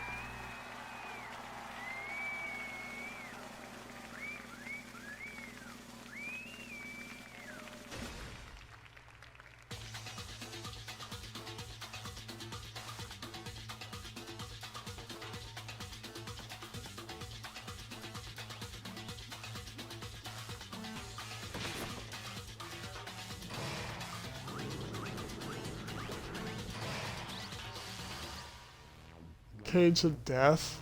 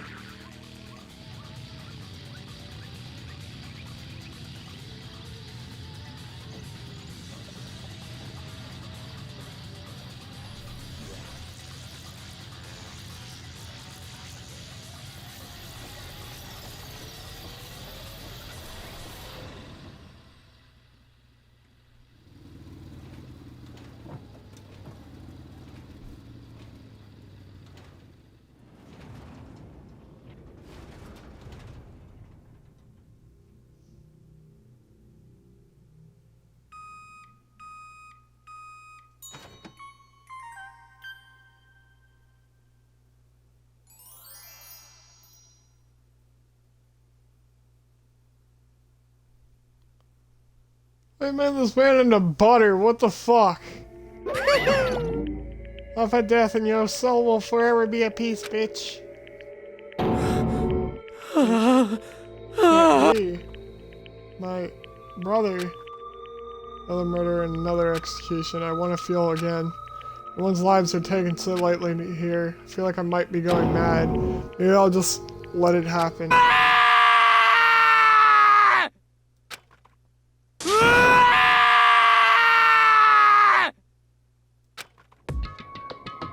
Colonel's man side screens invaded our skulls. We were reached to force them realize again. But of course, he had to. What a disappointment. This is the end of the game. Rich bitch. What is this? You're completely insane. Do you know that? A game? One of our friends is dead. Do you realize that? Naturally. Of course I do, because this game is life or death. Hey. I don't have anything to say to you. I don't have a response except that. However. I just don't understand why. Why did you go out of your way to disguise Biker Bitch's crime? What? Why? Isn't it obvious? Because it made things more interesting. His voice was calm and emotionless, like the voice of death. It chilled me to the bone. Last night when the murder took place, I was in the library as usual. Honestly. So you ignored the nighttime rule too. That rule never mattered to me. I don't recall agreeing to it. There is nothing to be Well, I done. don't particularly care. Please continue. The night grew late, and I decided to return to my room, which is when I stumbled upon him. Spotted Mikovich coming out of the girls' locker room. After he'd gone, I looked inside and saw the corpse. What? You mean you actually witnessed the murder? You're such a fool. You didn't have the slightest idea that I seen him. Well... You're saying you knew who the culprit was from the very beginning. That's right. Indeed, but if that had been the end of it, how boring would it have been? I mean, what a waste of time to have the answer revealed right at the beginning. So I decided to lend a little helping hand. I thought it would liven things up. You did all that to liven things up? I see. So after hearing about Tim Bundy from J.K. Rowling, you decided to use that to create the fake murder scene. But... Damn, man, if we had figured out who really done it, it would have been dead too, right? Well, obviously I wouldn't have revealed the truth before it reached that point. Of course. Rich Fix turned and looked me in the eye. I feel his sharp eyes piercing into me. Thanks to a certain remarkable someone, it never did, and I was able to perform an interesting experiment. Interesting. Once I decided to become blackened, I know who I'll have to watch out for. Correct. So that was your reason. Are you satisfied? Indeed. Yes, we're done listening to your story. Moving on. Hey. Your son, I like Takuma. Oh, I'm You. next time, correct? My question is why? Do you like them? But you know this punishment, this is just for you. All the despair is my gift to mankind self. What? You're over-exaggerating. These punishments are meant to transform all hope to despair. Damn. What do you mean? Huh? Mean? Mean? What the heck? Mean? Damn it! Good grief, I don't understand why you have to pick apart every little stupid thing. Whatever, it doesn't matter. In the end, I'm going to Cinderella as victor, and then everything will be revealed to me. Ooh, how the noble son of a noble family. exciting! Truly, you understand me. This is the start of a terrifying friendship. That's enough. Shut up. I would never stoop to the level of a childless criminal like you. Let me just say this. If I ever achieved complete victory, you're up next. I'm going to find you and kill you, understand? In the name of my family. In the name of the Tagami family, for which victory is a foregone conclusion. You're getting all riled up! Ooh, so cool. It's like the main character of a video game or something. No trash knob for you. I swear, whatever it takes, I will kill you. Temper sounds like someone needs a nap.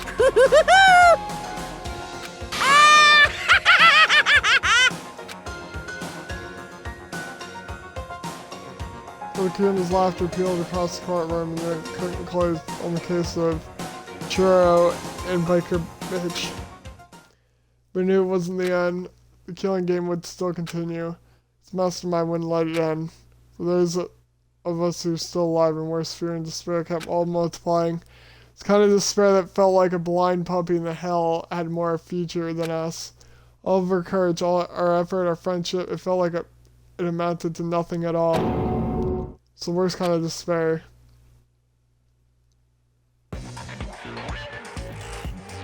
Well, anyway, like I was saying, this is a pretty good spot. Yeah, a really good spot. Anyway, isn't it amazing how that girl went and killed someone before things even had a chance to get boring? Once things really get moving, it'll be like a roller coaster. There won't be any stopping it. I'm so confused. Fear and despair charge forward at a speed nothing can hope to match. But I must admit, I'm disappointed. I went to all the pain and effort of making you part of the group, and you couldn't play your part.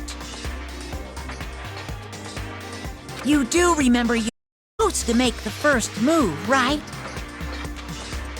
Well, no biggie. Nothing we can do about it now, so just do your best now on, okay? After all, that's what everyone wants to see. There's one thing I'd like to ask you. As long as you don't want to know my measurements, fire away! Who is it? The 16th high school student, I mean. Ooh-hoo. My, you really took me by surprise there. I know I said you could ask anything, but super denied, ultra denied, demonic denied, because you see, that's my ace in the hole. And nobody'd be dumb enough to reveal that, right? No matter how close they were to their friends.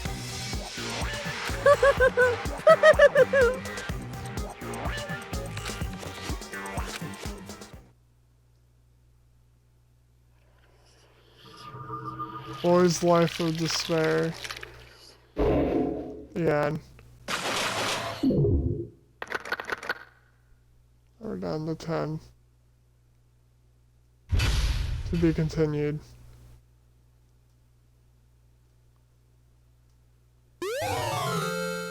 You see crazy diamond. Oh, that's fucked up.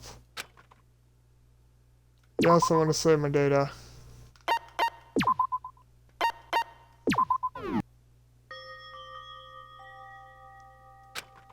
Yeah.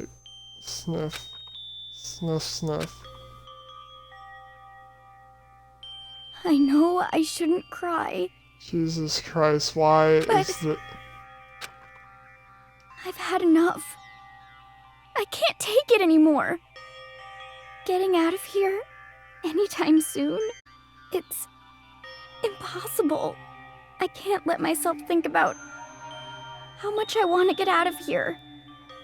If I keep thinking like that, I might decide to.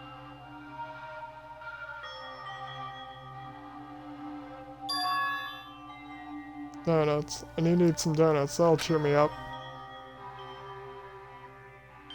Glazed donuts, twisted donuts, jelly donuts, cream-filled donuts, holes. Okay. Oh god of donuts. I'm praying for a wonderful encounter. Sniff, I'm sorry. Please forgive me for breaking the nighttime rule. Right now, for me, donuts are absolutely necessary.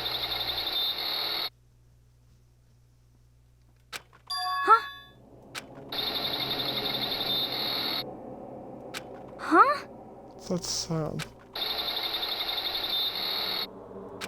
It looks coming from the bathhouse. But... I'm so scared, but... Is someone there?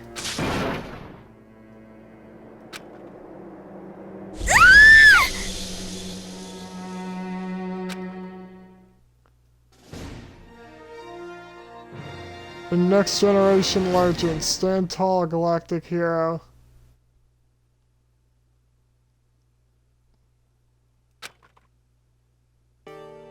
I met at Dine Hall just like always, and I expect to start like any other day, but unexpected bite. Today's count kind of sucks, huh? J.K. Rowling and Richbick still refuse to show up, and I haven't seen Miss Steve Felt's sister anywhere. Said her stomach was hurting, so she could take it easy in her room for today.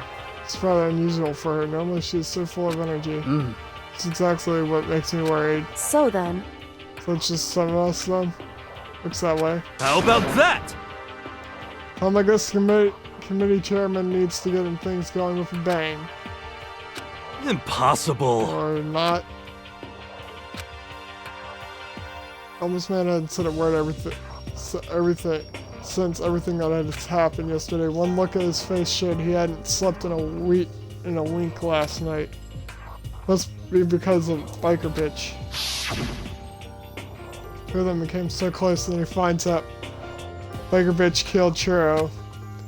Then, having to watch Biker Bitch get punished, nothing he could do about it. I can't even imagine what it must have done to him. Well... So, I mean, what's gonna happen now? We haven't found a way out, and we have no idea if it helps. Yeah, I'm gonna depressed just thinking about it. Somebody to make the best things, do our best, keep getting along, and live together in peace. Forget about the outside world, accept this new life. It's the only hope we have now. What? To live here forever? Well... Here we are at convenience. Here we have every convenience. We have food, clothes, and our every need is seen to. Why are you dissatisfied? In fact, let me ask you this. What is this about the outside world that you long for? Is that okay? Competition, discrimination, victimization, and violence. A society grows, so does its perversion. In which case, is our current situation not? Demon Angel, pretty pudgy princess. Huh? Here we go! Maggie, the jewel shop owner, the bunny earned Amazon, cat girl, dog boy, robe of justice, and the galactic king. And what I mean is there's no 2D here! There is nothing to be done. The mastermind put such a base desire to their advantage, bending to you to their will. You know? Okay, well anyway, since Thomas Man's like Titanic, as the oldest one here, I'm officially stepping up to the lead. So we're gonna work together and spend the rest of the day searching the school. Searching? I'm right, well, I mean, since class trial's over and all. Perhaps. There should be a new place for us to investigate. Yeah, that's the ticket. Maybe we'll find some kind of clue this time. Well then. Then once we're done eating, let's split up and begin looking around. Do you have any problem with that? Come on, bitch. There may well be a discovery waiting for us, which may further enrich our life here. No point. The point is to look for clues. And just as we started to come together, she barged in and ruined the conversation. You called for me and so I appear! Genocide! What? Nobody called for you? What the? How come it's Tim Bundy and not J.K. Rowling? Yes! God, this place is just amazing. Finally, a place I can just be my murderous self. That's why I decided to stop holding back and spread my wings. No more hiding in a cave for me. So I have no battle fight. The whole killer with a split personality thing is so overdone. I gotta destroy that stereotype. You SOB! I'll fight all day and all night to murder those totally slanderous cliches. But you are a killer with a split personality. Good. If she weren't here, my chances of survival would go up at least 10%. Come on, you gotta back me up here. Even the biggest stars need little people to hold them up. Well, whatever else we need to get, first we should eat. We can't do anything on an empty stomach. You're right, let's hurry up and eat so we can start our investigation.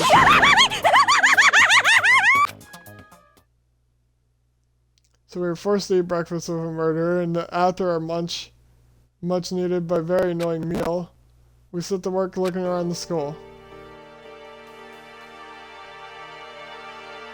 And that's where we're gonna finally end it today.